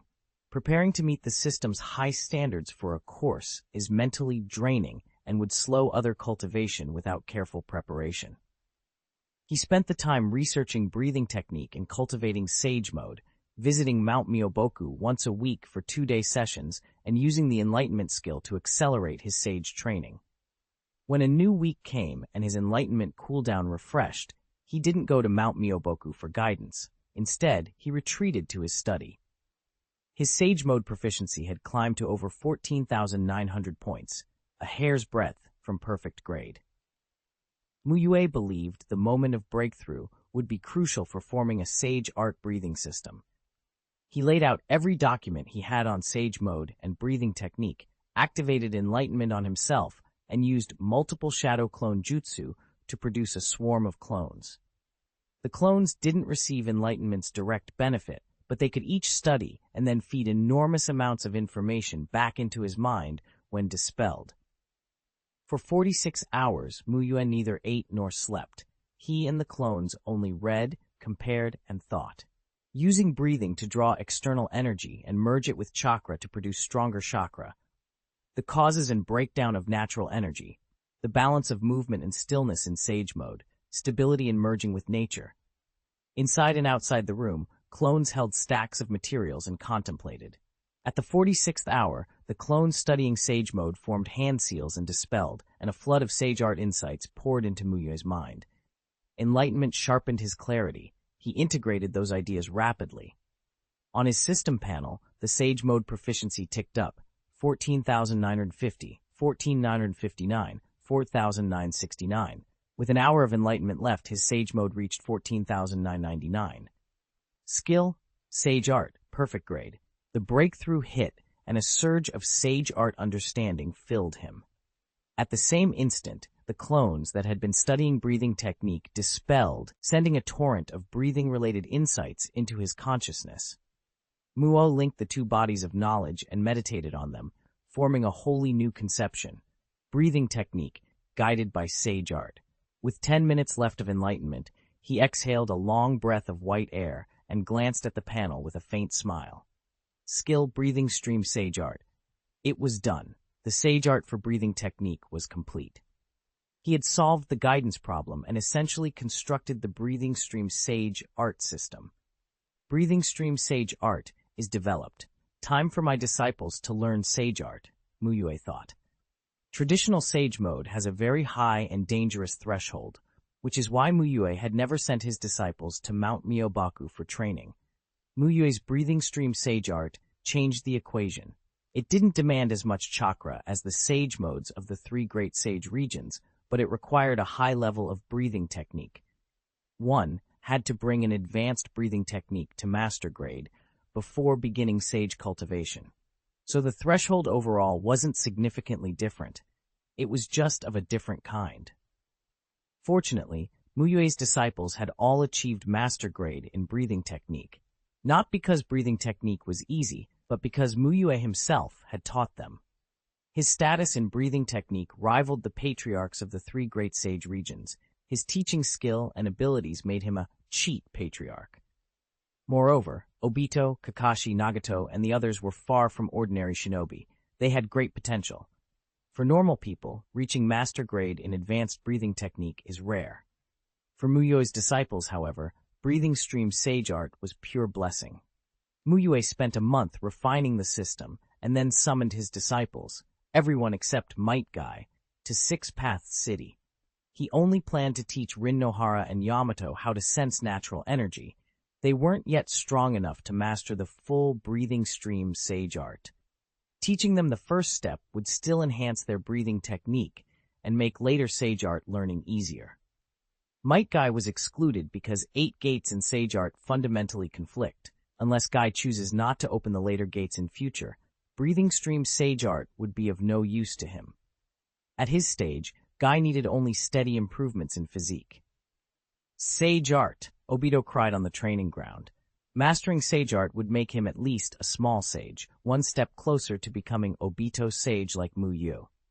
Sensing natural energy, absorbing and controlling it, is the first and most important step of sage art, the foundation, Mu Yue said, tapping Obito's head to calm him, and then beginning a systematic lecture. Sensing natural energy means sensing nature. You must integrate your breathing with nature itself, through which you feel the earth and sky and the natural energy that flows in them. He explained the foundation thoroughly.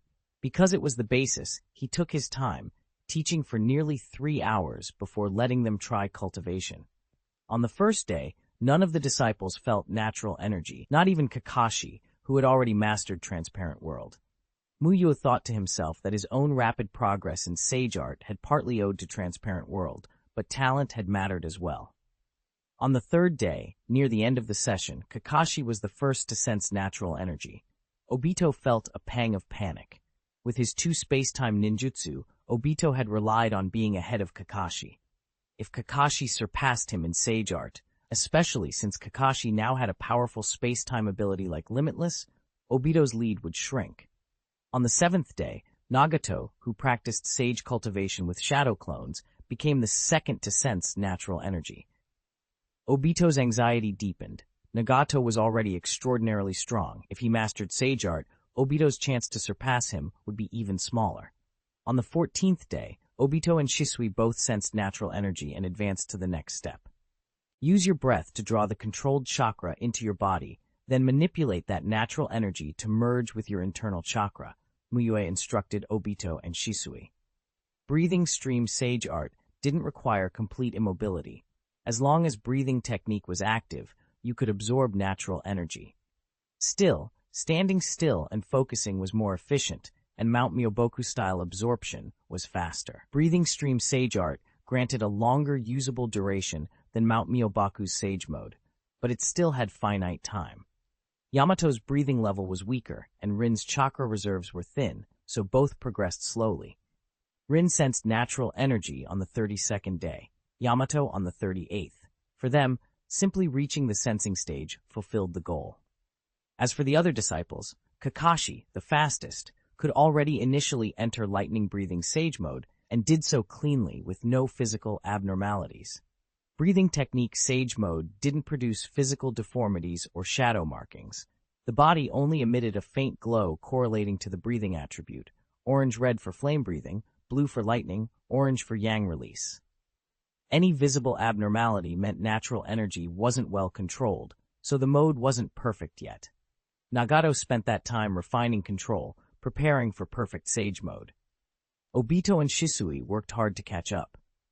Because their progress varied, Mu Yue used shadow clones to teach the group while his main body moved among them, giving personal guidance.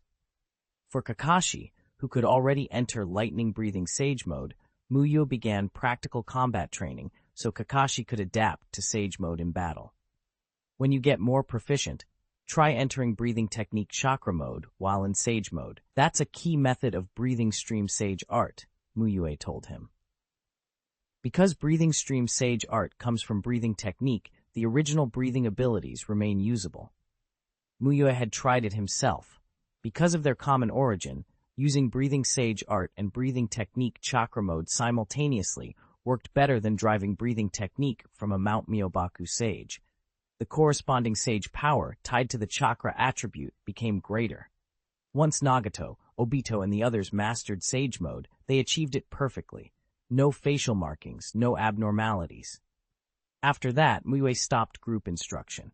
Disciples could come to him with questions, but most cultivated on their own. At this beginner level, self-training was safe. During that teaching period, Mu Yue also wrote lecture plans and resumed lecturing more quickly, using the classes to further improve his chakra nature transformations. He focused this round on transformations rather than breathing. With breathing stream sage art complete and sun breathing effectively developed, he had little reason to continue breathing research immediately. Under targeted improvement and the blessing of the sage body, his yang release chakra nature transformation soon broke through to perfect grade as well. Of the 7 major chakra nature transformations, only earth release remained at master grade. "It's time to pay a visit to the tailed beasts," Mu Yue said, glancing at his panel and heading quickly for Konoha. His earth release was close to perfect. A few earth-specialized sessions in Iwagakure would put it over the line. More importantly, estimating 6-path sage's chakra from Uchiha Madara's chakra left him short of the reserves needed to manually form a truth-seeking ball. He would need some help from the tailed beasts.